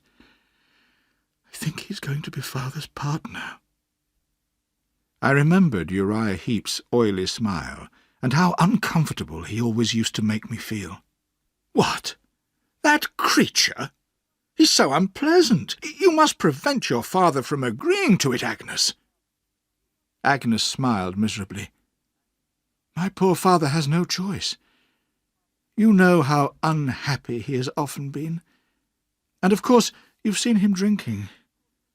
You see, he loved my mother very much, and when she died, he didn't care so much about his work. That's when he started drinking. Uriah's very clever. He knows all this, and he's been very useful to Father, doing all the work that Father had forgotten or didn't want to do. Father really needs Uriah now to keep his business going.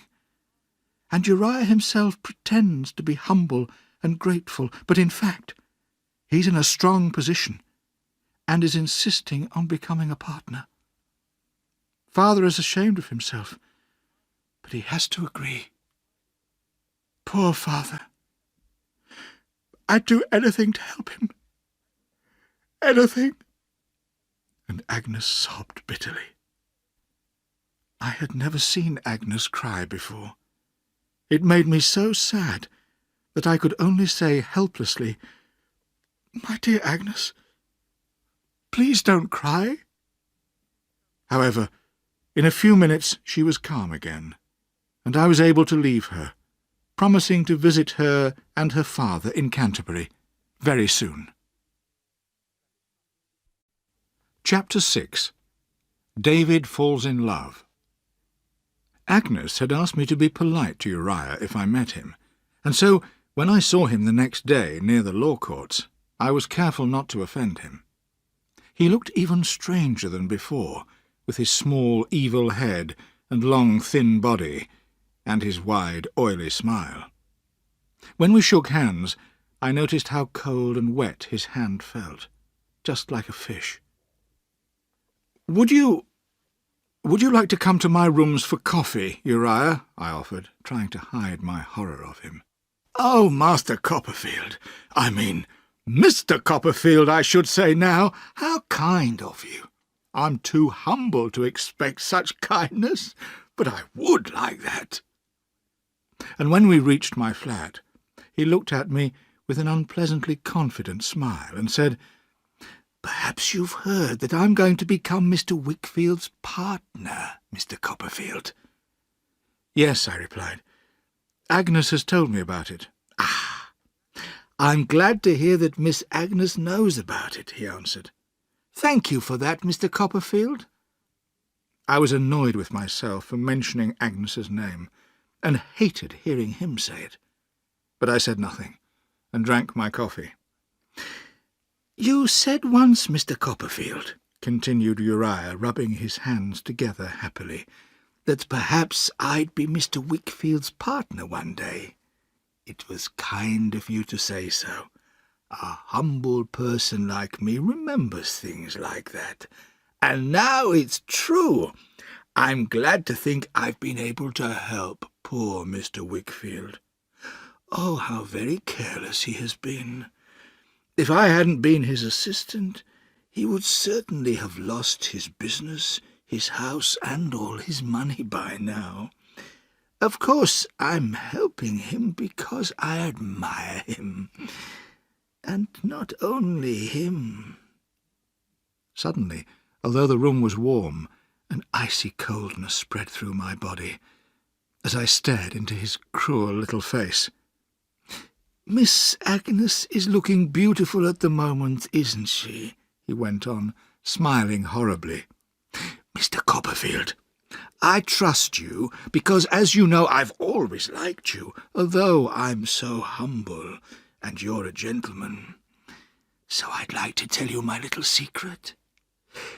In spite of my low position, I love Miss Agnes. I've given my heart to her, and I hope to marry her one day." there was a purple mist in front of my eyes. I wanted to hit his ugly face, or stab a knife right into his wicked heart. I was almost mad with anger. But I thought of Agnes's request, and I managed to control myself.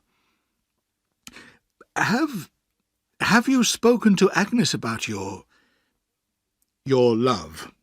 I asked as calmly as I could. "Oh, no, Mr. Copperfield. I'm waiting for the right moment. Perhaps I'll ask her when I become her father's partner. She'll think kindly of me, you see, when she realizes how much her father needs me. She loves him so much.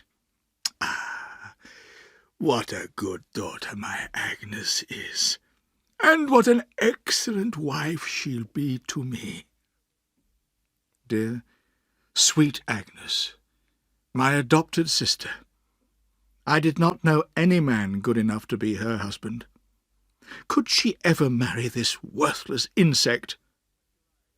When Uriah left my flat, I spent a sleepless night worrying about what I should do. In the end, I decided to say nothing to Agnes about Uriah's plan, as she already had enough to worry about. A year had passed since I first started work in Mr. Spenlow's firm. I often went to court with him, and began to understand the details of some of the most difficult cases. Mr. Spenlow was kind to me, and occasionally talked to me not only about law, but also about other matters. I discovered that his wife had died, and that he lived in a large country house just outside London, with his only daughter and her paid companion. One day he invited me to his house for the weekend, and I accepted gratefully. So, on Friday evening, Mr. Spenlow's coach and horses drove us to the house. When I saw the Spenlows' home, I realized how rich Mr. Spenlow must be. It was a lovely old building with large gardens. As soon as we entered, Mr. Spenlow asked one of the servants, "Where's Miss Dora?" Dora, I thought. What a beautiful name.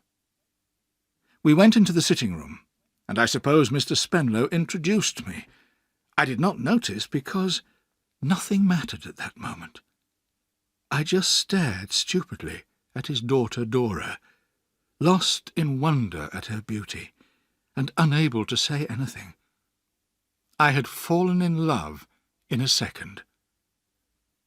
As I stared, I heard a voice speaking to me, but it was not Dora's. It was her companion, whom I had not noticed at all while Mr. Spenlow was making the introductions. When I saw that the companion was Miss Murdstone, I was surprised, certainly, but nothing could take my attention away from Dora for more than a second or two. Mr. Spenlow explained that Miss Murdstone had been kind enough to come and look after his poor motherless daughter, and to be her confidential friend and companion. But it seemed to me that Dora was neither friendly nor confidential towards her stern companion. As for me, the rest of the weekend passed in a kind of fog. We ate meals and went for walks. People spoke to me, and I answered, but I have no idea what I actually said. All I remember was Dora's golden hair, and Dora's blushing face, and Dora's beautiful blue eyes. Occasionally I was lucky enough to speak to her alone, and then I was so shy that I blushed as much as Dora herself. I was very jealous of the little dog that she carried everywhere with her. Sometimes I thought she liked me a little, and at other times I was sure she would never love me. I was wildly, desperately in love. I had wondered if Miss Murdstone would try and blacken my name with the Spenlows, but on that first evening she had taken me to one side. "David Copperfield," she said coldly, "I see no need for either of us to speak about the past to anyone here.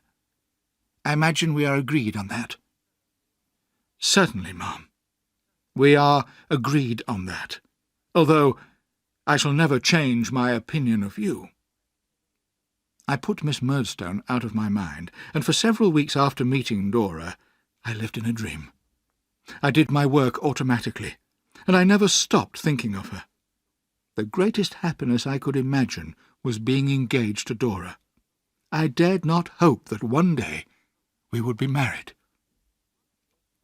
While walking round London one day, hoping to meet Dora out shopping, I met my old school friend, Tommy Traddles. He was living in the city, like me, and was also studying to become a lawyer. I arranged to visit him and went to his house after work the next day. He lived in one room in a rented house in a very poor part of the city. His room was small and almost empty. "Copperfield, I'm glad to see you," he said warmly. "You can see I haven't got much furniture, but I'm hoping to earn more money later, when I've finished my studies." "Didn't you have a rich uncle, Traddles?" I asked. "Yes, but I've always been unlucky, you know. He decided he didn't like me, so he didn't leave me anything when he died. I'm really very poor, and I have to do several jobs to pay for my studies." Traddles looked surprisingly cheerful. "But I must tell you, Copperfield, as you're an old friend, that I'm engaged to a lovely girl who comes from a large family and lives in Devon." I was thinking of Dora as I shook hands with him and congratulated him enthusiastically. "Will you get married soon?" I asked. "No. She's very poor too, so we'll have to wait a long time until we've saved enough money. She's such a dear girl, Copperfield. She says she'll wait for me until she's 60 if necessary, and I'm quite happy here with the people who rent the house. The Micawbers are very kind." "Who did you say?" I cried. "The Micawbers? I know them." Just then Mr. Micawber himself knocked at the door and entered. His stomach was a little fatter, and his face a little older than before, but he looked as confident as ever. I went up to him and shook his hand. "How are you, Mr. Micawber?" I asked. "Do you remember me?" "Is it possible? Can it be? Have I the pleasure of seeing my old friend Copperfield again?" he replied, a smile spreading over his large face. He turned to call downstairs, "My dear, come and meet this gentleman, my love." When Mrs. Micawber came in, she was also delighted to see me, and we talked for some time about the twins and the other children, and her husband's business interests. But this conversation soon made Mr. Micawber rather depressed. "You see, Copperfield," he said miserably, "nothing has turned up yet. Sometimes I wonder whether anything ever will turn up. I can't pay for our food or even our water. It's hard enough for me to accept the situation, but how can I expect my dear wife to live like this? Perhaps it would have been better if I'd never asked her to marry me." He put his head in his hands. "Micawber!" cried his wife. "How can you say that? You know I've always loved and admired you, and always will love and admire you, my dear husband." And they fell into each other's arms, sobbing on each other's shoulders. In a few moments they had both dried their eyes and looked quite cheerful again. I realized that the Micawbers had not changed at all, but this quick change of mood was rather a surprise for Traddles. Before I left, I made sure I had a word in private with my old school friend. "Traddles," I whispered, "take my advice. Don't lend Mr. Micawber any money. He's got a lot of debts." Traddles looked uncomfortable. "Thank you, Copperfield," he whispered in reply, "but I've already lent him some. I don't know whether he'll give it back. You know how unlucky I am." When I got back to my rooms, I found Steerforth waiting for me there. I thought of Agnes's warning about him, but when I saw his open, good-looking face, I could not believe he could be a bad influence on anyone. However, there was something rather strange in his manner that night. Sometimes he seemed quite depressed, almost desperate, but a minute later he was laughing wildly, and I had no idea why he was like that. "I've just been to Yarmouth, David," he told me. "Oh," I replied. "You've seen the Peggotty family, I expect." "I haven't seen much of them. But I have got some news for you. It's about old Barkis. I'm afraid his illness has got much worse, and the doctor thinks he'll die very soon." "Oh dear," I said. "Poor Peggotty will be so sad."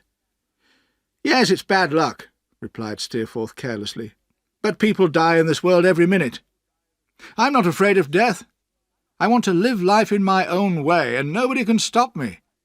He threw his head back proudly. I looked into his handsome face, wondering why he was so excited, which was unusual for him. "Steerforth, I think I'll have to go to Yarmouth myself," I said. "Perhaps I can help Peggotty at this difficult time." Smiling, he put his hands on my shoulders. "I wish I could be as good as you. David, promise me that if anything ever happens to separate us, you'll think of me at my best. Promise me that." "Steerforth, you have no best or worst for me," I answered. "You will always have your place in my heart." And as he turned to go, he gave me his hand and smiled in his old friendly way. That is how I like to remember him, now that I shall never touch his hand again, or see him smile. When I arrived in Yarmouth, I went straight to Barkis's house. In the sitting-room I found Daniel, Ham, and Emily. Ham was standing by the door, while Emily was sobbing in Daniel's arms. None of them seemed surprised to see me. "Emily's very young, Master David," explained Daniel. "It's hard for her to accept death. That's why she's crying. Now, cheer up, Emily, my dear. Ham has come to take you home." "What's that?" He bent his grey head down to hear her whispered reply. "You want to stay here with your old uncle? But you should go with Ham. He'll be your husband soon." "That's all right," said Ham. "If it makes Emily happy, it'll make me happy. I'll go home alone." He went over to Emily and gave her a gentle kiss. She seemed to turn away from him a little. As Ham went out, I went upstairs to see poor Barkis. He was lying unconscious in bed, looking very pale and ill. Peggotty was sitting beside him. She jumped up and took me delightedly in her arms, just as she used to do. Then she turned to her husband. "Barkis, my dear," she said almost cheerfully, "here's Master David, who brought us together, you remember? He carried your messages for you. Can you speak to him?" Barkis lay silently there, not moving. We sat beside him all through that long night. In the early morning he suddenly opened his eyes, reached out his hand to me, and said clearly, with a pleasant smile, "Barkis is willing." And then he closed his eyes and died. "He was a good man," said Peggotty, with tears in her eyes. "I shall miss him." I was able to help Peggotty with the arrangements for the funeral. Barkis was buried in Blunderstone churchyard, close to my mother and little brother. We discovered that Barkis had saved quite a lot of money, which he left to Peggotty and Daniel, so I knew that Peggotty would not need to work in future. On the day before the funeral, we all arranged to meet at the old boat. It was my last evening in Yarmouth, as I was returning to London the following day. When I arrived, I was surprised to see that Ham and Emily were not there.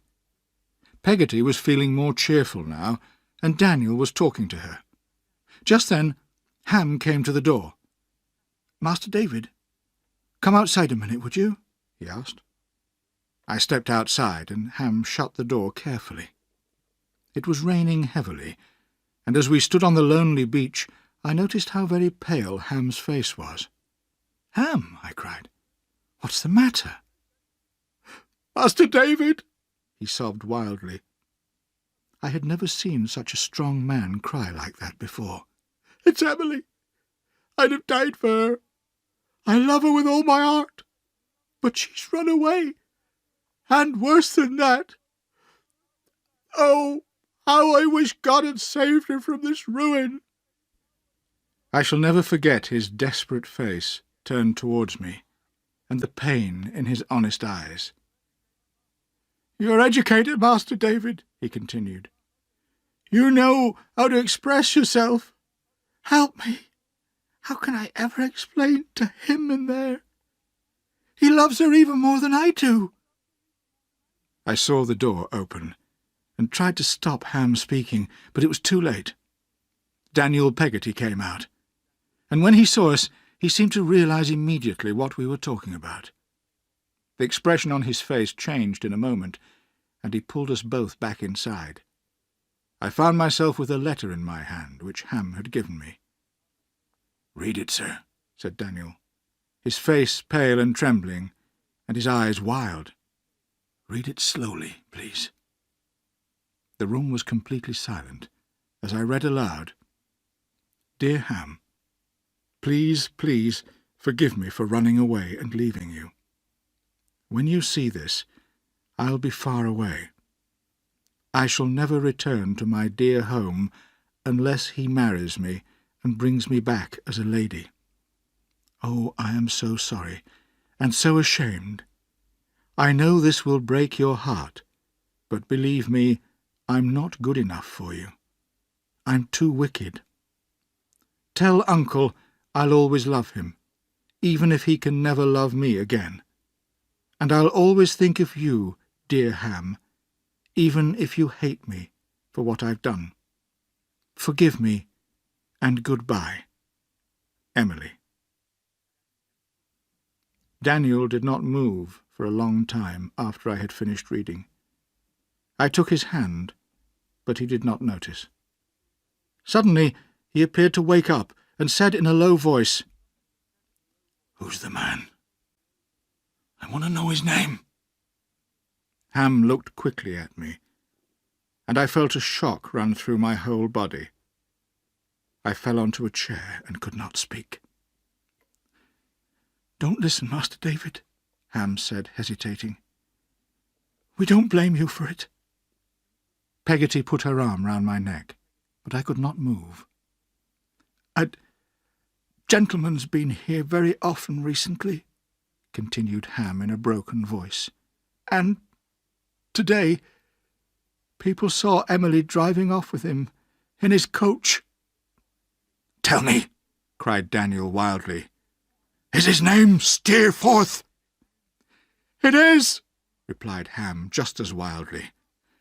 "And I'm sorry, Master David, but he's the wickedest man I've ever known." After a moment, Daniel spoke. He looked suddenly much older. "I wish I drowned him when I had the chance, but it's too late now. There's no peace for me here while my dear girl is away. I'm going to look for her and bring her back home. Don't any of you try to stop me! Ham, you must stay here in Yarmouth. Keep a light always burning in the window of this house, so that if the poor girl ever comes back, she can find her way home across the sand. I'm going to London and France and all over the world if necessary. I'm prepared to spend my whole life travelling until I find her. If anything happens to me, if I don't come back, tell her I forgive her. Tell her my love for her is unchanged." And although we all tried hard to persuade him to stay, he refused to listen. He took his coat, hat, bag, and stick, and stepped out into the darkness. We watched him walking along the London road until he disappeared from sight. I often thought of that lonely figure in the next few weeks and months, walking through strange streets in foreign cities, looking for his adopted child. When I thought of him, I remembered his last words to us. "If anything happens to me, if I don't come back, tell her I forgive her. Tell her my love for her is unchanged." Chapter 7. Good News and Bad News for David. All this time I had gone on loving Dora more than ever. The more evil there seemed to be in the world, the more brightly Dora's star shone down on me. I'm sure I considered her a beautiful angel, far above the rest of us poor humans, and I had no real hope of persuading her to love me. Peggotty had come to London with me, as she was feeling rather lonely after Barkis's death and Daniel's departure, and I could not stop myself telling her all about Dora. She was very interested and most encouraging. "The young lady should be very proud to have such a handsome, intelligent young man as you, Master David," she cried, "and I'm sure her father will be delighted to accept you as her husband." But I could not share her hopeful view of the situation. However, a wonderful thing happened. During a long conversation with Mr. Spenlow in the office, he mentioned that it was Dora's birthday the following week, and invited me to a picnic to celebrate it. As soon as I heard this, I went completely mad and could not think at all clearly. In the next week, I bought expensive new clothes and boots, and arranged to hire a handsome white horse. On the day of the picnic, I got up at 6 in the morning and went to Covent Garden Market to buy the freshest and most beautiful flowers for Dora, and by 10 o'clock I was riding towards the Spenlows' house. How lovely Dora looked, in her sky-blue dress and white hat, when I met her in the garden in front of the house. And when she accepted my flowers with delight, I almost thought I would die of happiness. "You'll be glad to hear, Mr. Copperfield," she said, smiling prettily, "that cross Miss Murdstone isn't here. She'll be away for at least 3 weeks. Instead, I have my dear friend Miss Julia Mills here with me." Sitting next to Dora was a young lady I had not noticed before. Although she was only about 20, she looked very calm and wise.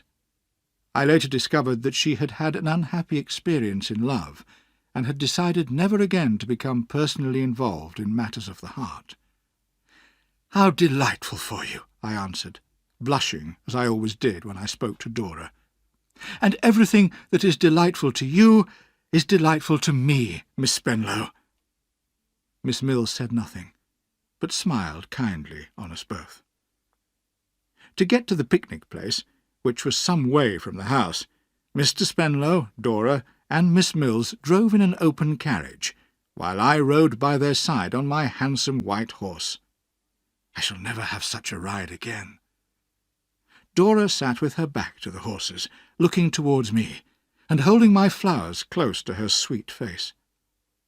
Our eyes often met, and I'm surprised I did not fall off my horse. I did not notice the dust, or the road we were taking. Sometimes Mr. Spenlow spoke to me about the scenery, and I replied politely, but I cannot remember what I said. All I could see was Dora. I was very disappointed when we arrived to find that other guests had been invited. I was quite jealous even of the ladies, because they talked to Dora and took her away from me, but I hated all the men as soon as I saw them. There was a very unpleasant, talkative man with a red moustache, who insisted he knew all about preparing food, and soon had most of the young ladies round him. One of them was Dora. I felt that he was now my worst enemy. When we started eating, I saw to my horror that Red Moustache was sitting with a huge plate of chicken at Dora's feet. I could not think clearly, but I pretended to be cheerful. I sat with a young lady dressed in pink, and talked amusingly to her, and looked at her, and fetched her whatever she needed. Sometimes I looked over at Dora, and she looked back at me, but she had Red Moustache, and I had the young lady in pink. After the meal, the young lady's mother took her away, and I walked alone into a wood, feeling angry and desperate. I was just planning to ride away on my handsome white horse, although I did not know where to, when I saw Dora and Miss Mills coming to meet me. "Mr. Copperfield," said Miss Mills, "you are unhappy." "No, no, Miss Mills," I protested firmly. "Perfectly happy." "And Dora," continued Miss Mills, "you are unhappy." "Oh, good heavens, no, Julia," cried Dora. "Not at all." "Mr. Copperfield and Dora," said Miss Mills, looking old and wise, "enough of this foolishness. You love each other. Confess it and be happy. Take the chance that life offers you. Listen to one who speaks from bitter experience." I was so hot and excited that I took Dora's little hand immediately and kissed it, and she let me. I kissed Miss Mills's hand too, and life seemed wonderful again. Dora shyly put her arm in mine, and we walked about together, until, much too soon, we heard the other guests calling her name. So we had to go back. And when they wanted Dora to sing a song, Red Moustache offered to fetch the guitar from the carriage for her. But Dora told him nobody except me knew where it was. So I fetched the guitar, and I held her gloves, and I sat beside her while she sang. And I knew that in that great crowd of people she was singing only for me, who loved her. When the guests left, I rode beside the carriage all the way back to the Spenlows' house. Mr. Spenlow, who had drunk a lot of wine, was asleep in his seat, and Miss Mills was smiling in a motherly way as Dora and I whispered happily to each other. Once Miss Mills called me to her side of the carriage. "Dora is coming to stay with me," she told me quietly, "the day after tomorrow. Perhaps you would like to visit us." "Miss Mills, how can I ever thank you?" I said. "What a friend you are, to Miss Spenlow and me." When we arrived at the Spenlows' house, I had to say good-bye to Dora and ride back to London. On the way, I remembered everything she had done or said 10,000 times. I decided I had to tell her I loved her as soon as possible, and ask whether she loved me too. It was the most important question in the world, and only Dora could give me the answer to it. So, 2 days later, I dressed in my finest clothes and went to the address Miss Mills had given me. The servant took me to the sitting-room, where I found Julia Mills learning a song and Dora painting the flowers I had given her. After a short conversation, Miss Mills made an excuse and left the room, and Dora and I were alone together. "I hope your poor horse wasn't tired the other night," said Dora, raising her beautiful eyes to mine. "It was a long way for him, to and from the picnic place." I must ask her today, I thought. My whole body was trembling. "It was a long way for him," I answered. "For me, it seemed very short, because of my happiness in being so near you." There was a moment's silence.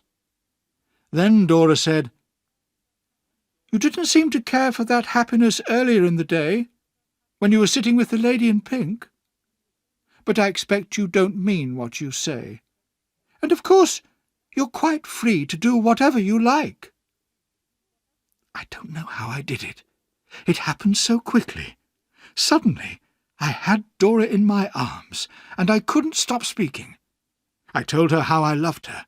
I told her I would die without her. And when she blushed and cried a little, I said I had loved her day and night since the moment I had first seen her. I told her that nobody had ever loved or could ever love as much as I loved her.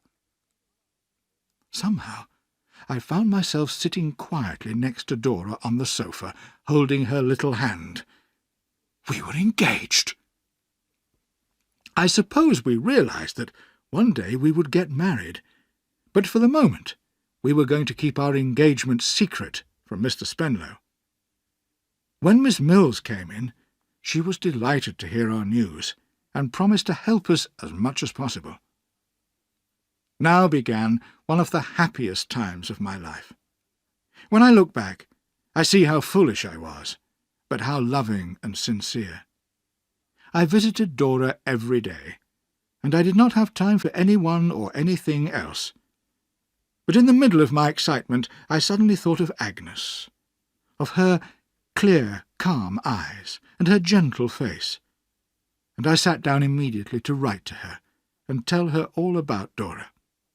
I knew that as my adopted sister she would share my happiness, and I wanted her approval.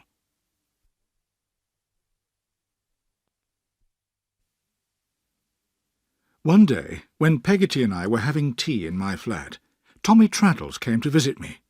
"My dear Copperfield," he cried, "I've been several times before, but you've been out." "My dear Traddles," I replied, "yes, I'm very sorry. I've been visiting my... Miss D, you know." "I expect she lives in London, doesn't she? Mine, that's Sophie. Beautiful name, isn't it? Mine lives in Devon, I think I told you, so I don't see her very often. She really is the dearest girl. She's very busy at home, you know, looking after the other 9 children, and her mother, who's unable to walk." "What a wonderful girl she must be," I agreed politely. "And tell me, Traddles, how is Mr. Micawber?"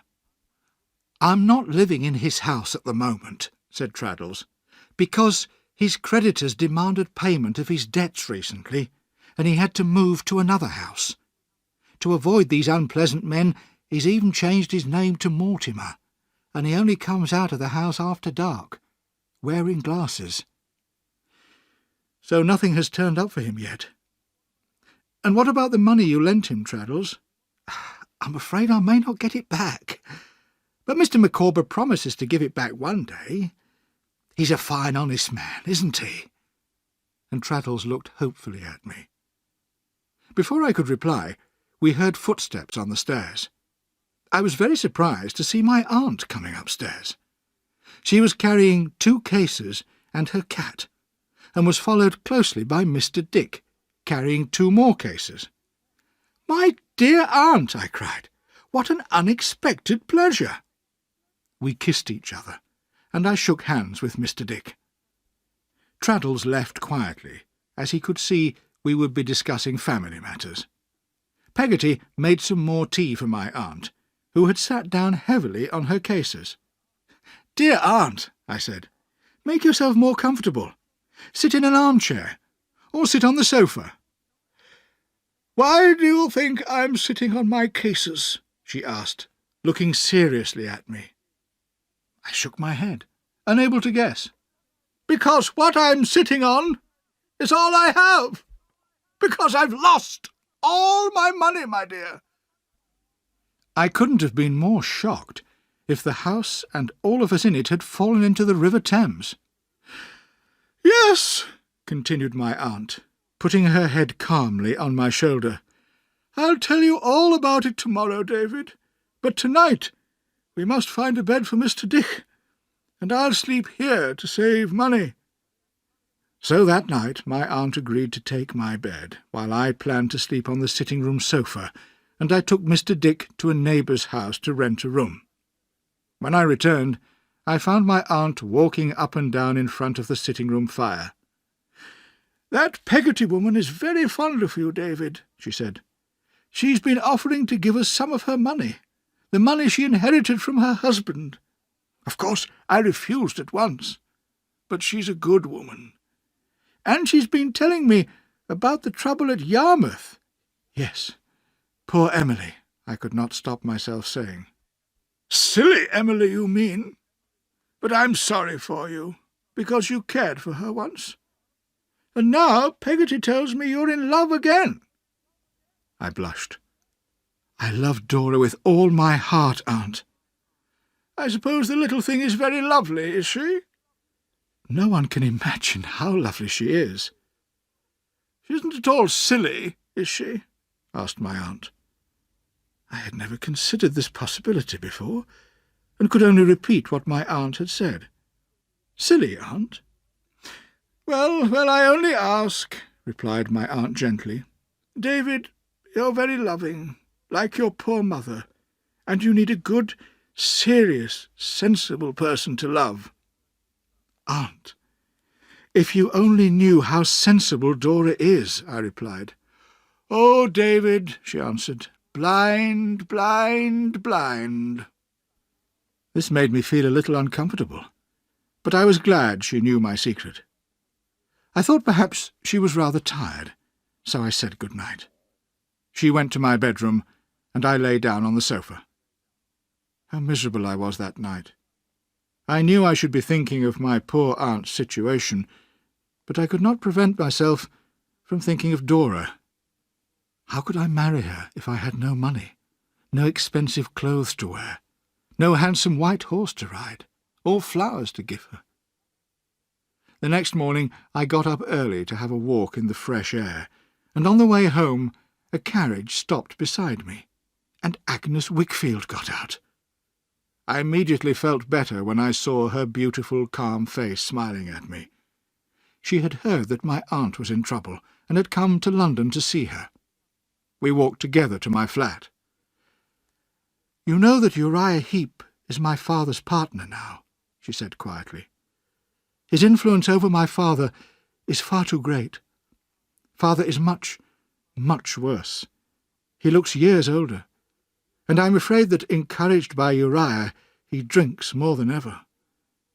Uriah and his old mother live with us now, so I can't always be with Father to protect him from whatever Uriah is planning. I just hope that love and truth will always be stronger than evil." I could not give her my opinion of Uriah, because by then we had arrived at the flat.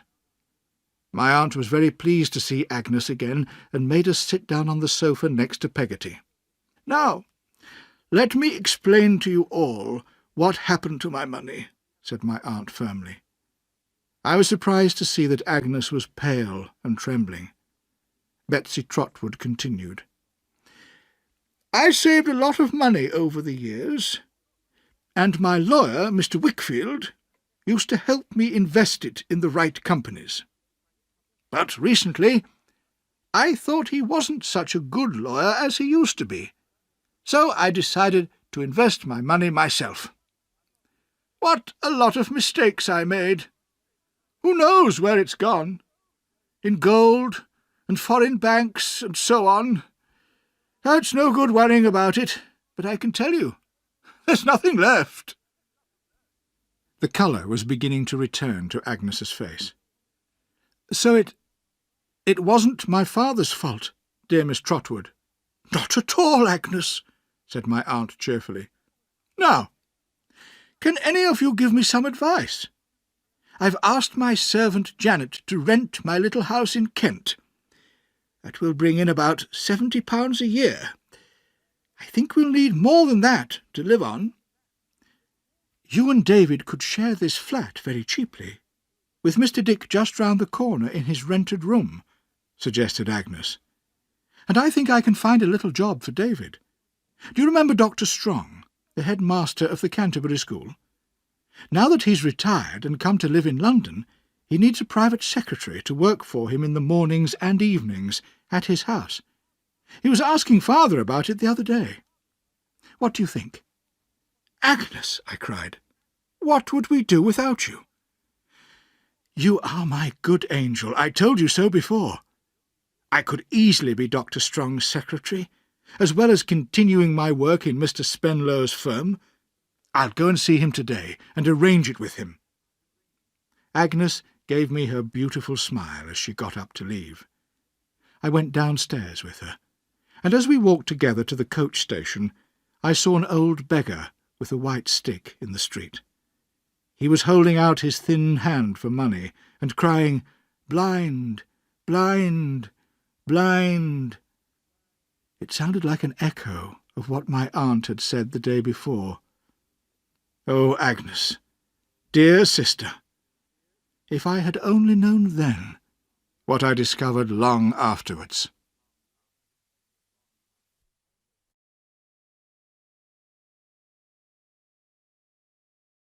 Chapter 8.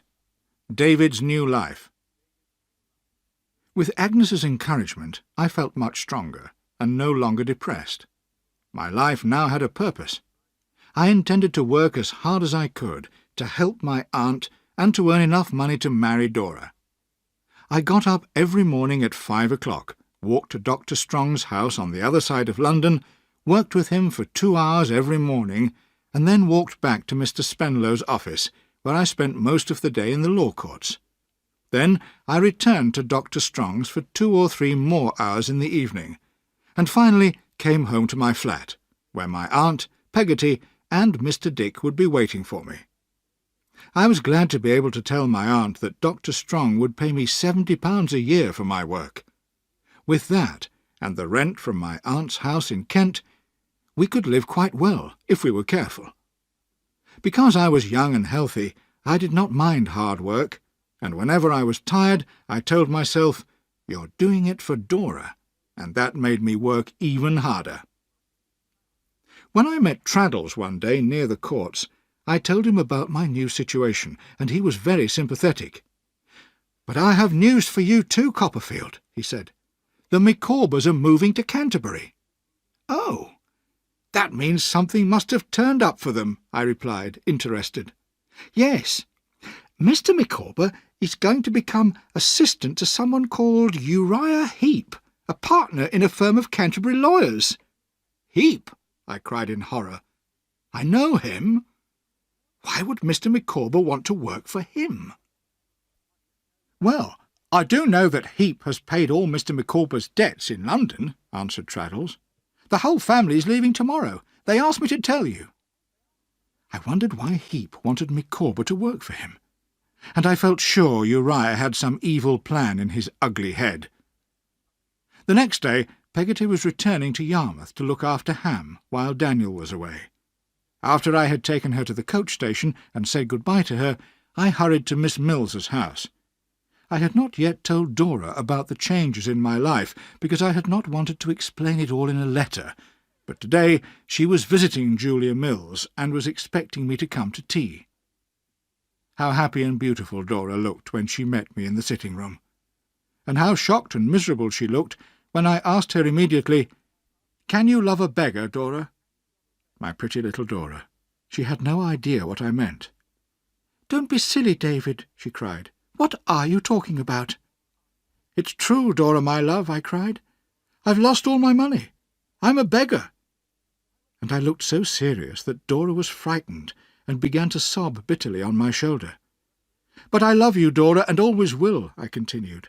"It doesn't matter if we are poor, because I'll work hard to buy our bread. We don't need much as long as we have each other. Tell me your heart is still mine, dear Dora." "Oh, yes," she cried. "Oh, yes, it's all yours. Only don't frighten me again. Don't talk of hard work and bread. I don't understand. I hardly ever eat bread." I loved her more than ever, but I felt she was not very practical. In a few moments, when she had stopped crying and was calmer, I tried again to make her understand. "My dearest, may I mention something?" "Oh, please don't be practical," begged Dora, tears coming to her lovely eyes. "It frightens me so much." "My dear one, if we work together and share our problems, it will make us and our love stronger." "But I'm not strong at all," she cried miserably. "Ask Julia. She'll tell you. I'm weak and foolish." "But if you thought sometimes, my sweet Dora, that you are engaged to a poor man, if you tried to see how your father manages the servants, or how much food costs in the markets, it would be helpful to us. We must be brave, dear Dora. Our path in life is steep and rocky." I was becoming quite enthusiastic, but I suddenly realized I had said far too much. Poor little Dora was sobbing and screaming with fear, and in a moment was lying unconscious on the sofa. I really thought I'd killed her. I threw water on her face, and went down on my knees to ask her to forgive me. I called myself a selfish, heartless creature, and shouted for Julia Mills. At last she hurried in, and I explained what had happened. When Dora opened her eyes, her friend helped her upstairs. While Dora was upstairs, washing her face and calming herself, I asked Miss Mills's advice on the best way to encourage Dora to become more practical. Miss Mills shook her head sadly. "I must be honest with you, Mr. Copperfield. Our dearest Dora is a beautiful, innocent child of nature, full of light and happiness. She is above the things of this world, which we poor humans have to worry about. I think you'll just have to accept that fact." When Dora came downstairs again, she looked so lovely that I felt bitterly angry with myself for making her unhappy, even for a moment. We had tea, and she sang her French songs to me and played the guitar. We were happy again, until the moment when I stupidly mentioned that I had to get up at 5 o'clock the next morning. Suddenly her pretty face looked sad, and she did not play or sing again. When I got up to go, she came up close to me and said lovingly, "You bad boy! Don't be so silly. Don't get up at 5 o'clock. Why should you?" "But, my love, I have work to do." "I have to work in order to live," I replied. "Work? Don't be so foolish, David dear." And she seemed to think that was the end of the matter, as she gave me a kiss straight from her innocent little heart. I loved her, and went on loving her. But I went on working hard too, and worrying about earning money. Some evenings, as I sat opposite my aunt in my little sitting-room at the end of another exhausting day, I was quite frightened when I thought of the problems I was going to have to solve alone. Several months passed in this way. Dora and I wrote to each other every day, and occasionally I was able to visit her at Miss Mills's house. But one morning, when I arrived at the office for work, Mr. Spenlow greeted me very coldly and asked me to step into his office where we could talk privately. When I entered the room, I was surprised to see Miss Murdstone standing by his desk, staring unpleasantly at me. I knew at once that Dora's father had discovered our secret, and I guessed who had told him. "Mr. Copperfield," said Mr. Spenlow, frowning sternly at me, "I am sorry to say that Miss Murdstone has found some letters which appear to be from you to my daughter Dora. Are they yours?" I looked at the letters he handed to me, blushed, and whispered, "Yes, sir." Poor little Dora. I hoped she had not been frightened by that horrible Murdstone woman. I hated to think of Dora's unhappiness at losing my letters. "I suspected something was wrong when Miss Spenlow came back from her last visit to Miss Mills," said Miss Murdstone, looking very pleased with herself. "I always said Julia Mills was not a suitable friend for Miss Spenlow, and I was right." Mr. Spenlow appeared to agree, but rather sadly. "I'm very sorry, sir," I said, "but it is all my fault. Please don't blame Dora." "Miss Spenlow to you, young man," said her father angrily.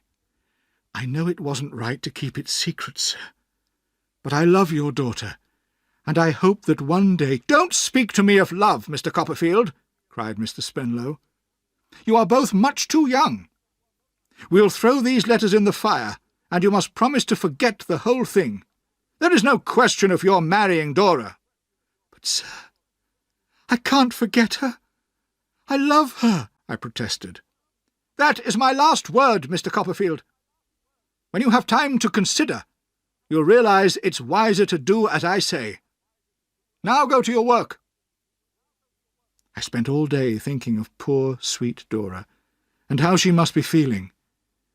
In the evening I hurried round to Miss Mills's house, but although she spoke wisely of love and broken hearts, she could not offer me any practical advice. The next day, after a sleepless night, I arrived at the office at the normal time, and discovered all the clerks standing talking at the front door. This was so unusual that I stopped to ask what had happened. "Why, don't you know?" asked one of them. "The police have found Mr. Spenlow dead." I fell back, shocked. "You look very pale, Mr. Copperfield," said another. "Sit down here, sir." Tell me what happened," I gasped.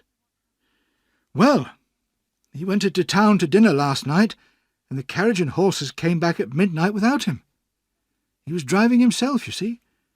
So the servants went to look for him, and found him dead in the road. Must have been ill, and have fallen out of the carriage. Anyway, he was dead when they found him." This was a terrible shock to me. Perhaps his anger with me had made him ill. In that case, I was partly to blame for his death. But I'm sorry to say I was also jealous of Dora's sadness. While she was crying for her dead father, she was not thinking of me, and I selfishly wanted to be the only person in her life. In the next few weeks, I became quite desperate, because I could not see or speak to my sweet Dora. Miss Mills reported that Dora cried all day, and when my name was mentioned, only sobbed more loudly and said, "Oh, poor dear father! How wicked of me to keep a secret from him! Oh, oh!" So I did not feel encouraged to visit her. Soon after her father's funeral, Dora was taken to live with her 2 aunts at Putney in South London, where she seemed to be further away from me than ever. My aunt, meanwhile, began to be seriously worried about my health, as I was getting more and more depressed. So she suggested I should go to Dover for a few days to make sure that her house was still in good condition, and then to Canterbury to visit the Wickfields. I agreed willingly, as I was always happy to see Agnes. It was easy to take a few days' holiday from my work at the law courts and with Dr. Strong. I was glad to find that the person who was renting my aunt's house in Dover was looking after it well.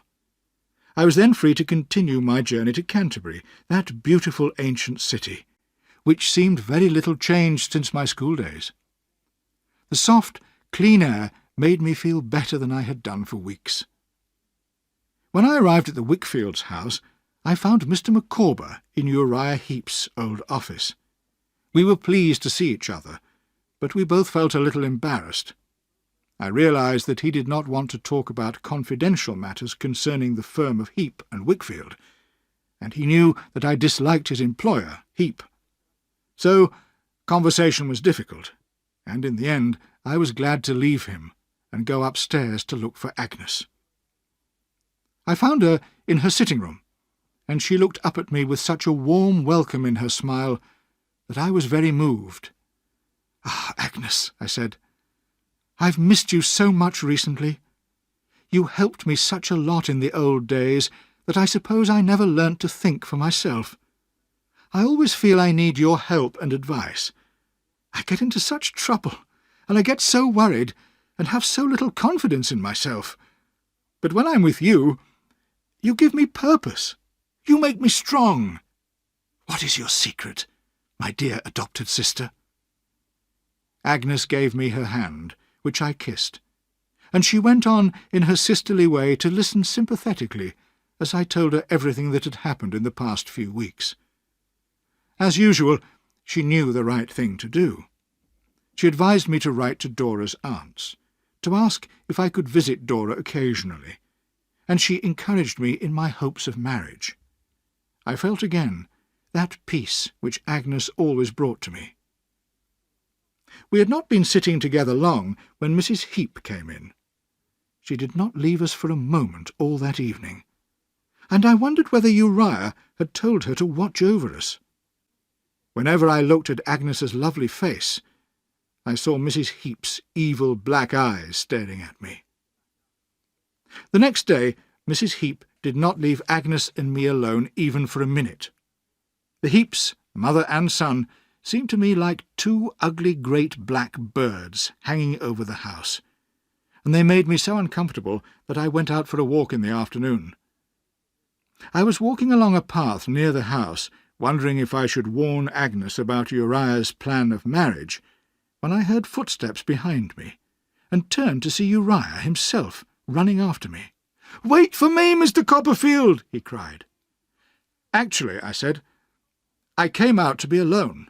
"Ah," he said with his oily smile, "you don't like my mother being there all the time, do you?" "No, I don't," I replied, not caring if I sounded rude. "But you see," he continued, "in my humble position I have to be very careful.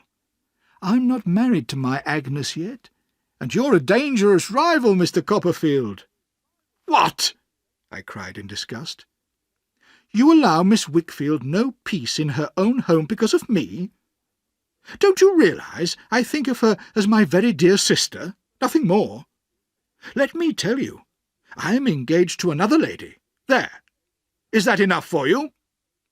"Oh, Mr. Copperfield," cried Uriah, gratefully shaking my hand with his cold, fishy one. "I'll tell Mother to stop watching you at once. Why didn't you tell me that before? I know you've never liked and trusted me as I've liked you." We returned to the house together in silence. That evening, after dinner, when Agnes and Mrs. Heep had left us, Uriah said to Mr. Wickfield, "Let's have some wine, partner, and drink to young Mr. Copperfield's health. It isn't often we have the pleasure of his company, is it, partner?" I knew Uriah was deliberately encouraging Mr. Wickfield to drink too much, but I saw that, although Agnes's father was aware of his weakness, he could no longer stop himself. As the evening passed, I was disgusted to see that Uriah became more and more cheerful as Mr. Wickfield became more and more drunk. Finally, Uriah stood up with a glass in his hand. "Come, partner," he said with his evil smile. "Let's drink to the health of the most beautiful woman in the world."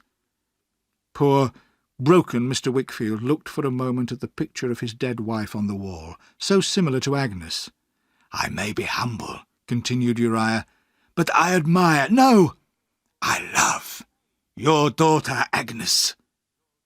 Suddenly, a horrible cry came from Mr. Wickfield.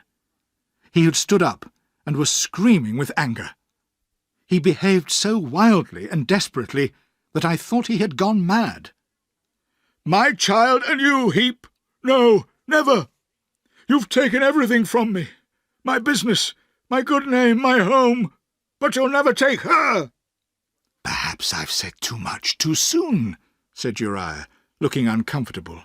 "But you'll be sorry, partner, if you say any more. You need me, remember.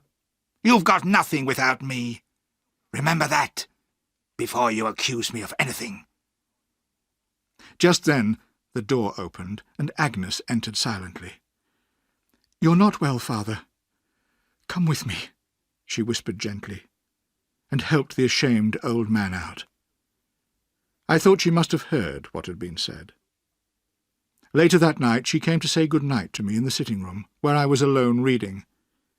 "Agnes, my dear sister," I said to her, "promise me that you will never agree to marry that evil creature for any reason." Through her tears she smiled calmly at me. "Don't worry, brother. I'm not afraid of him. My duty is to take care of father, and I trust in God for the rest. Good night, David."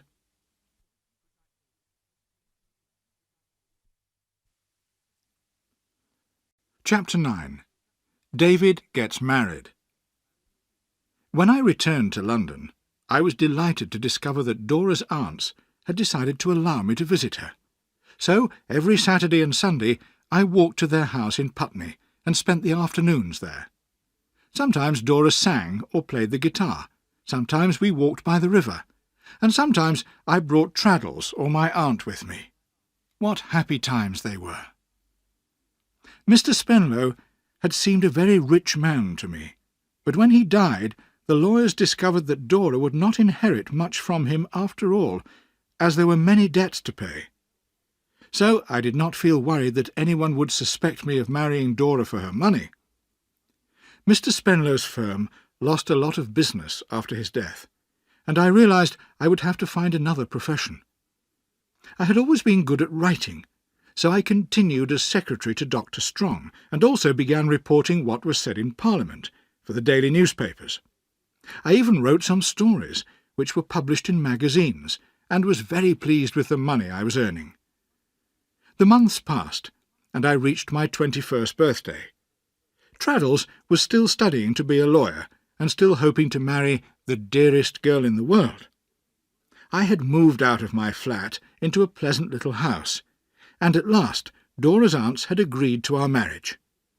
I was looking forward to the happiest day of my life. The next few days went by very fast in a mist of excitement and happiness. My aunt and Mr. Dick moved into an even smaller house near mine, and Peggotty travelled from Yarmouth to be present at my wedding. I had always wanted Agnes to meet Dora, so I was glad when they met the day before the wedding. It was beautiful to see Dora's pretty face next to Agnes's calm one, and Dora whispering her secrets into Agnes's ears, as a child does to its mother.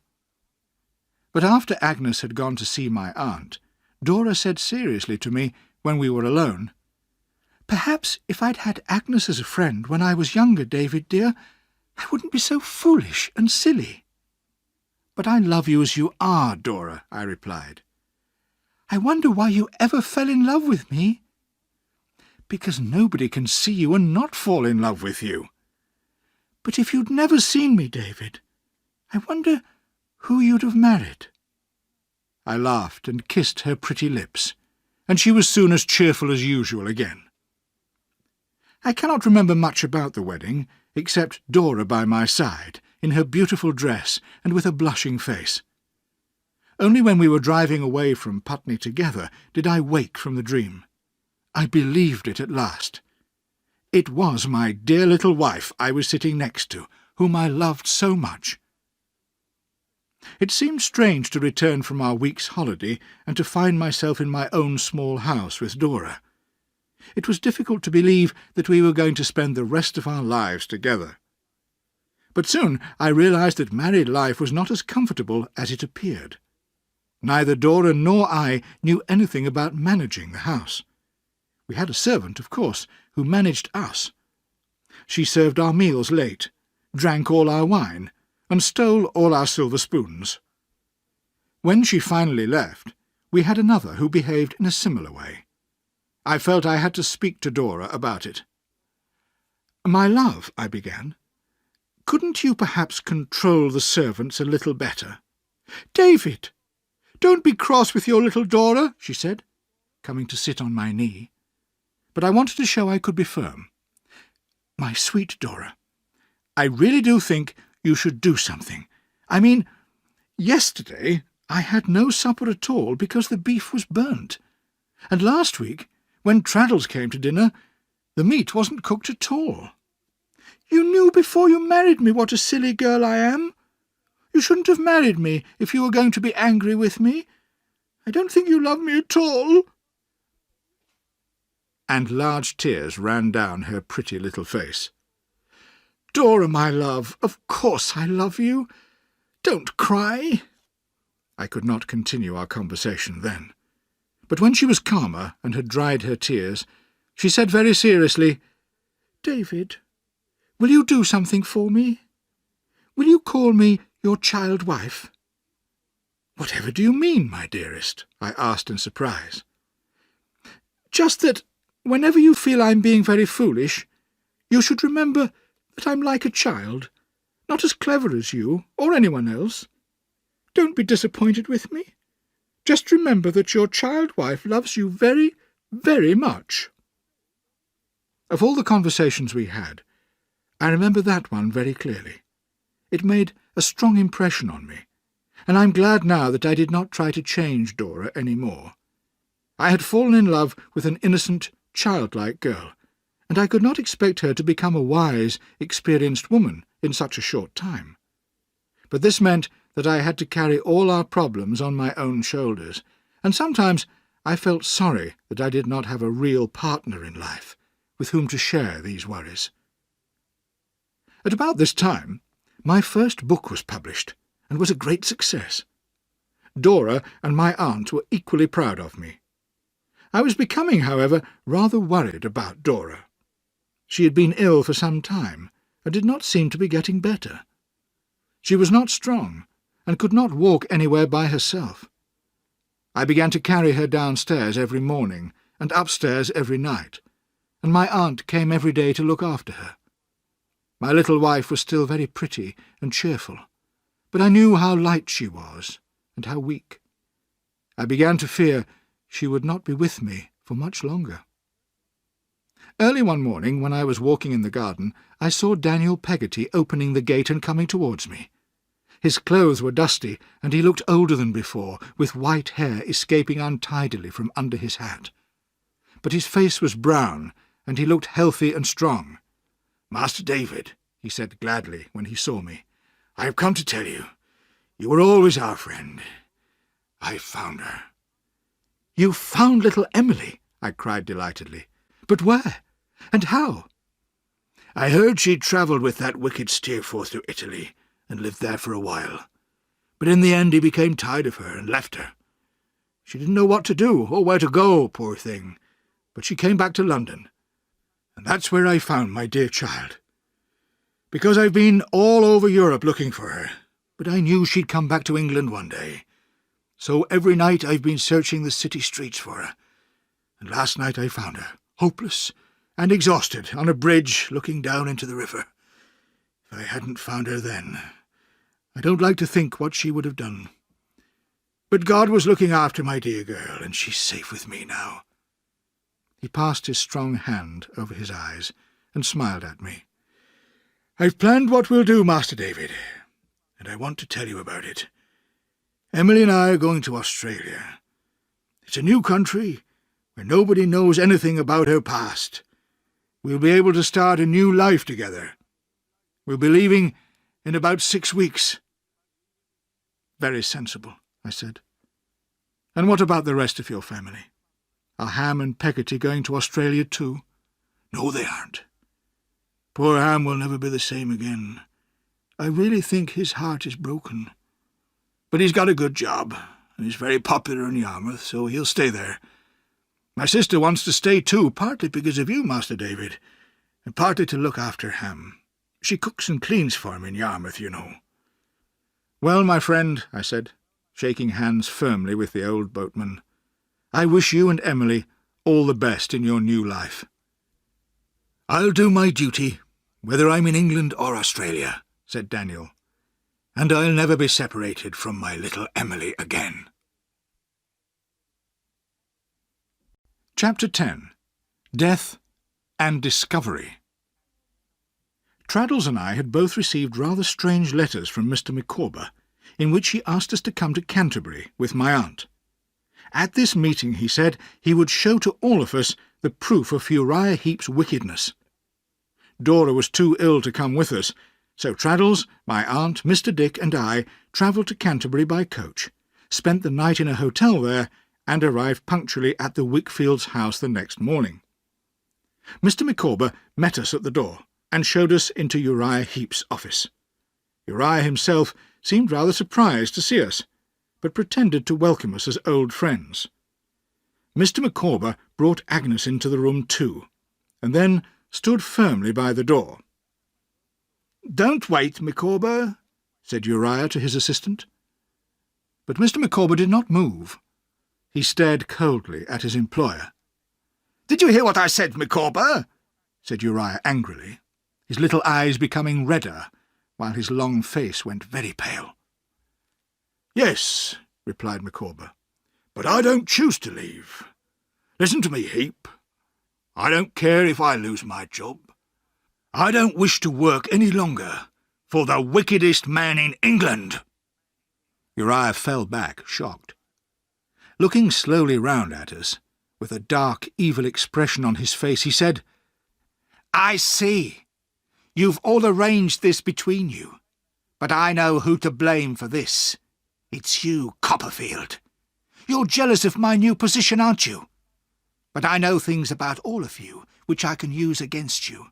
For example, I know about your father's business mistakes, Miss Agnes, and I know about your past in the warehouse, Copperfield.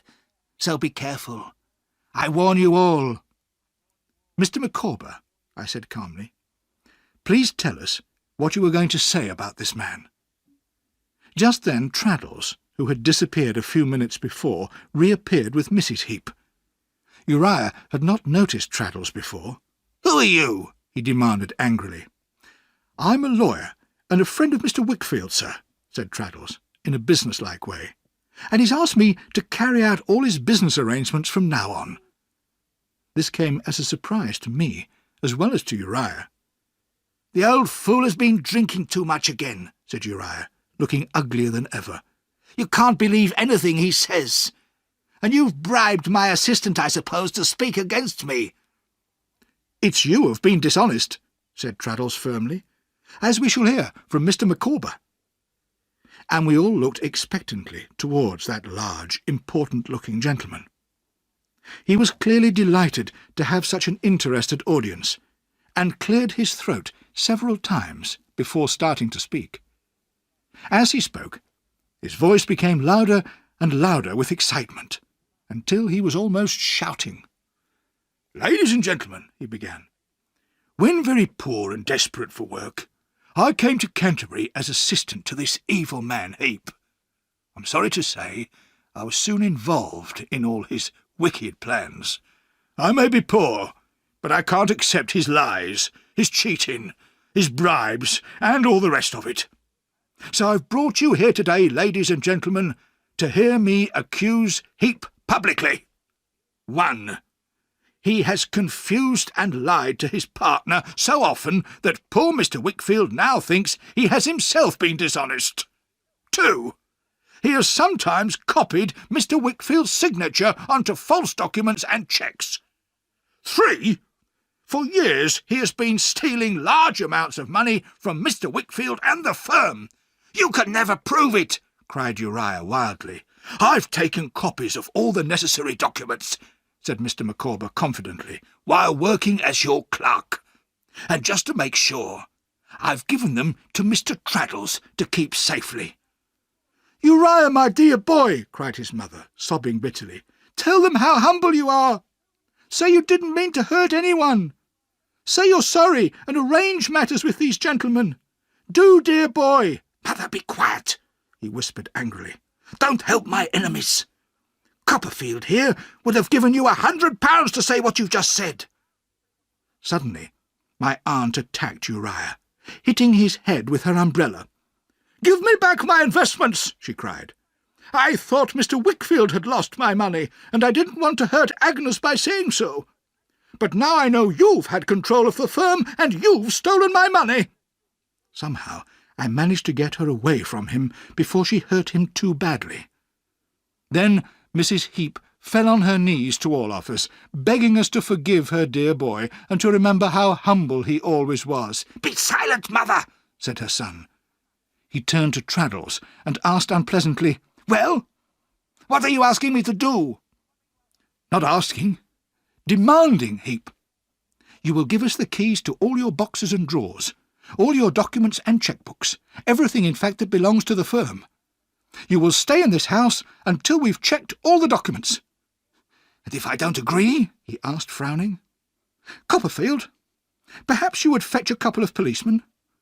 Things move slowly in the law courts, but in the end Mr. Wickfield will get his business back, and you, Heap, will be in prison for a very long time.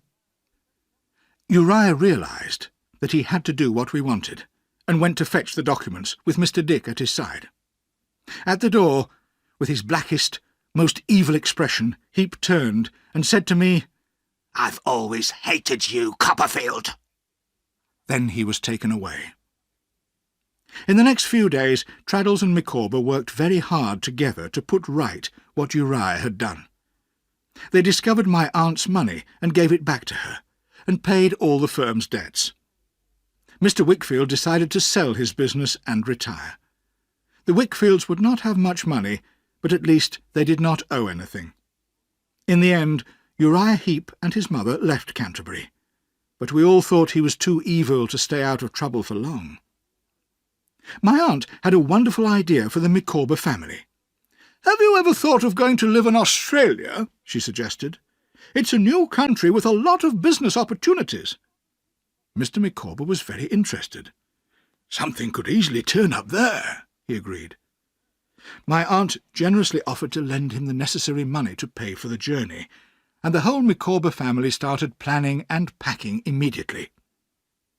When I returned to London, I realised my poor Dora was much worse. She stayed upstairs all the time now, and the sitting-room seemed very quiet without my little child-wife in her usual place. One day, when I was sitting with her in her room, she said lovingly, You know, David, dear, I'm afraid I was too young. Don't say that, Dora, I whispered, conscious that she was speaking of herself in the past. I was a silly little girl, David, and you know it. It's just as well that I won't live much longer. Perhaps if I lived, you'd wish you'd married someone more sensible, more practical.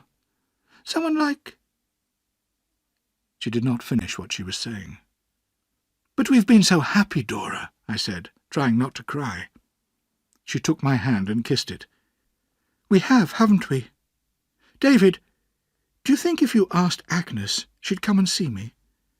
I have something particular to say to her." "Of course, my love. I'll write to her tonight." Agnes came the next day and went straight upstairs to see Dora. Although the doctor and my aunt had told me there was no hope that Dora would live, when I held her hand and saw her love for me in her innocent blue eyes, I could not believe she would be taken from me. But when Agnes came downstairs so calmly and silently, and said nothing, but raised her hand and pointed upwards, I knew. It was over, and I remembered only darkness for a long time afterwards. In the middle of my terrible sadness, I received a message from Emily. She asked me to take a letter from her to Ham, her last words to the man who had loved her so much, before she and Daniel left England for Australia. They were sailing in 2 weeks' time, and the Micawbers were going on the same ship. I remembered my childish love for little Emily, and agreed to do what she asked. The weather was very stormy as I travelled through the night to Yarmouth. Several times the coach was almost knocked off the road by the wind and the rain. By the time we arrived in Yarmouth, most of the local people were in the streets, afraid to stay in their houses in case the roof or the chimney blew down.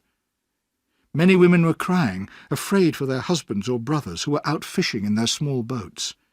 The sea itself, with its huge waves crashing noisily on the beach, frightened us all very much.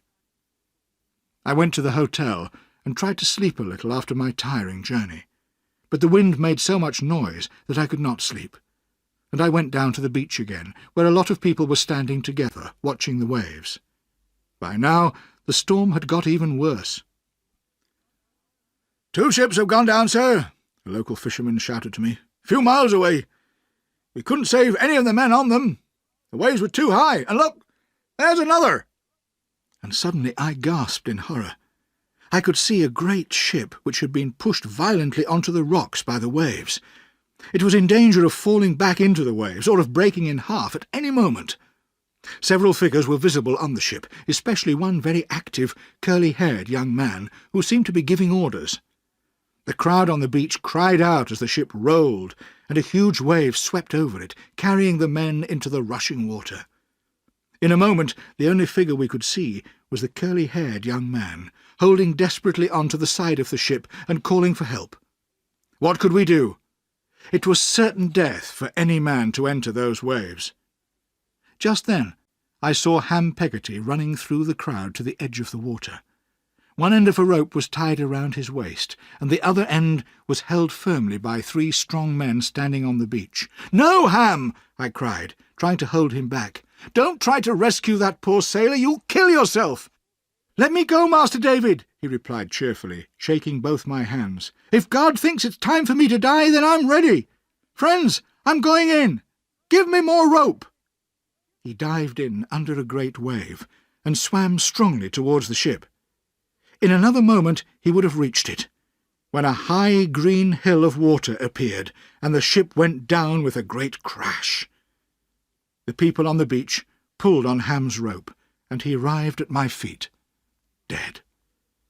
They carried him to the nearest house, and I called a doctor, but nothing could be done for him. He had been beaten to death by that great wave, and his generous heart had stopped for ever. As I sat hopelessly by his bed, a fisherman who had known me when Emily and I were children came to tell me he recognised the curly-haired sailor whose body had been thrown out of the water by the waves. I went to see, and there on the beach, where she and I had played, I saw Steerforth lying, with his handsome face on his arm. He would never smile at me or Emily again. I was surrounded by too many ghosts to return to London and my old life. I was selfishly sad that I had lost my child wife and my childhood friend, and sometimes I felt I wanted to die. So I left England and travelled for many months in Europe. I lived in a dark, miserable dream, with no hope or interest in my future. One evening I arrived in a village in Switzerland, and received a packet of letters that had been waiting for me. The first one I opened was from Agnes. She gave me no advice, but she told me simply that she trusted me to find a purpose in life, and that she would always be proud of me and love me as a sister. As the light died out of the sky, and I watched the colour of the snow on the mountain tops change, I felt I was waking from my unhappy dream, and I began to understand how much I loved Agnes. She had been the one who had always guided and supported me, and now I realized I needed her love for the rest of my life. Had falling in love with Dora been a mistake? We had both been very young, it is true. I had always called Agnes sister, and now perhaps I no longer had the right to ask whether her love for me was more than sisterly. However, I decided to return, and travelled home to England after 3 years of absence. I was delighted to find that Traddles had married his Sophie and was doing well as a lawyer. My aunt had moved back to her old Dover house and was living happily there with Mr. Dick and Peggotty. When I visited my aunt, I took the opportunity of asking her about Agnes. Has she any young man she'd like to marry?" I asked as lightly as possible. My aunt looked carefully at me as she replied, "I suspect she has, David.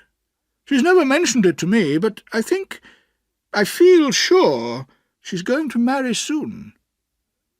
I was firm with myself and did not show my feelings. I borrowed a horse and rode to Canterbury to ask Agnes myself.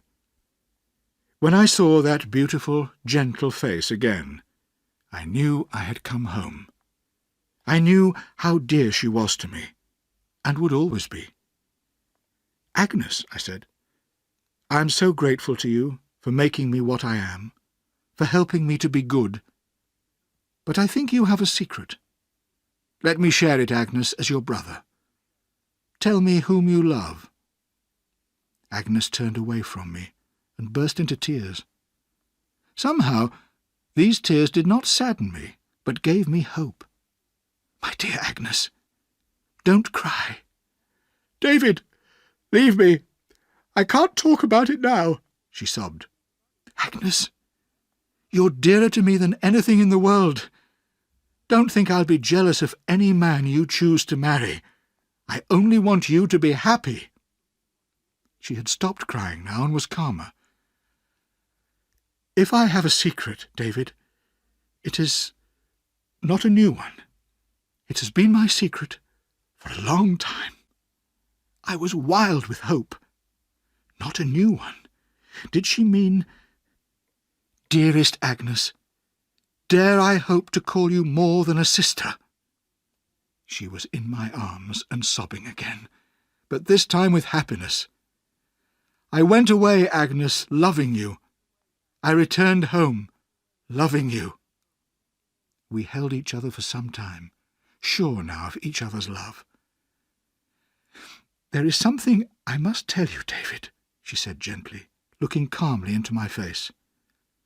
"I have loved you all my life," she added, "and something else. Before our sweet Dora died, she asked me, can you guess, to fill the empty place in your heart." And Agnes laid her head on my shoulder and cried, and I cried with her, although we were both so happy. My story has almost come to an end. I have published several books now, and am a well-known writer.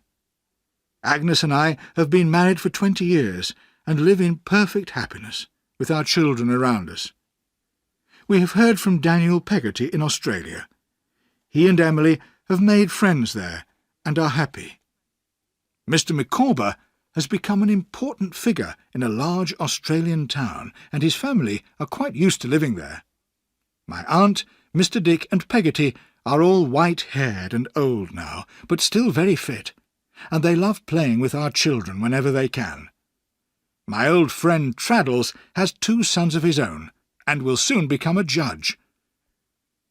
When I think of my friends and family, Agnes's lovely face shines above them all.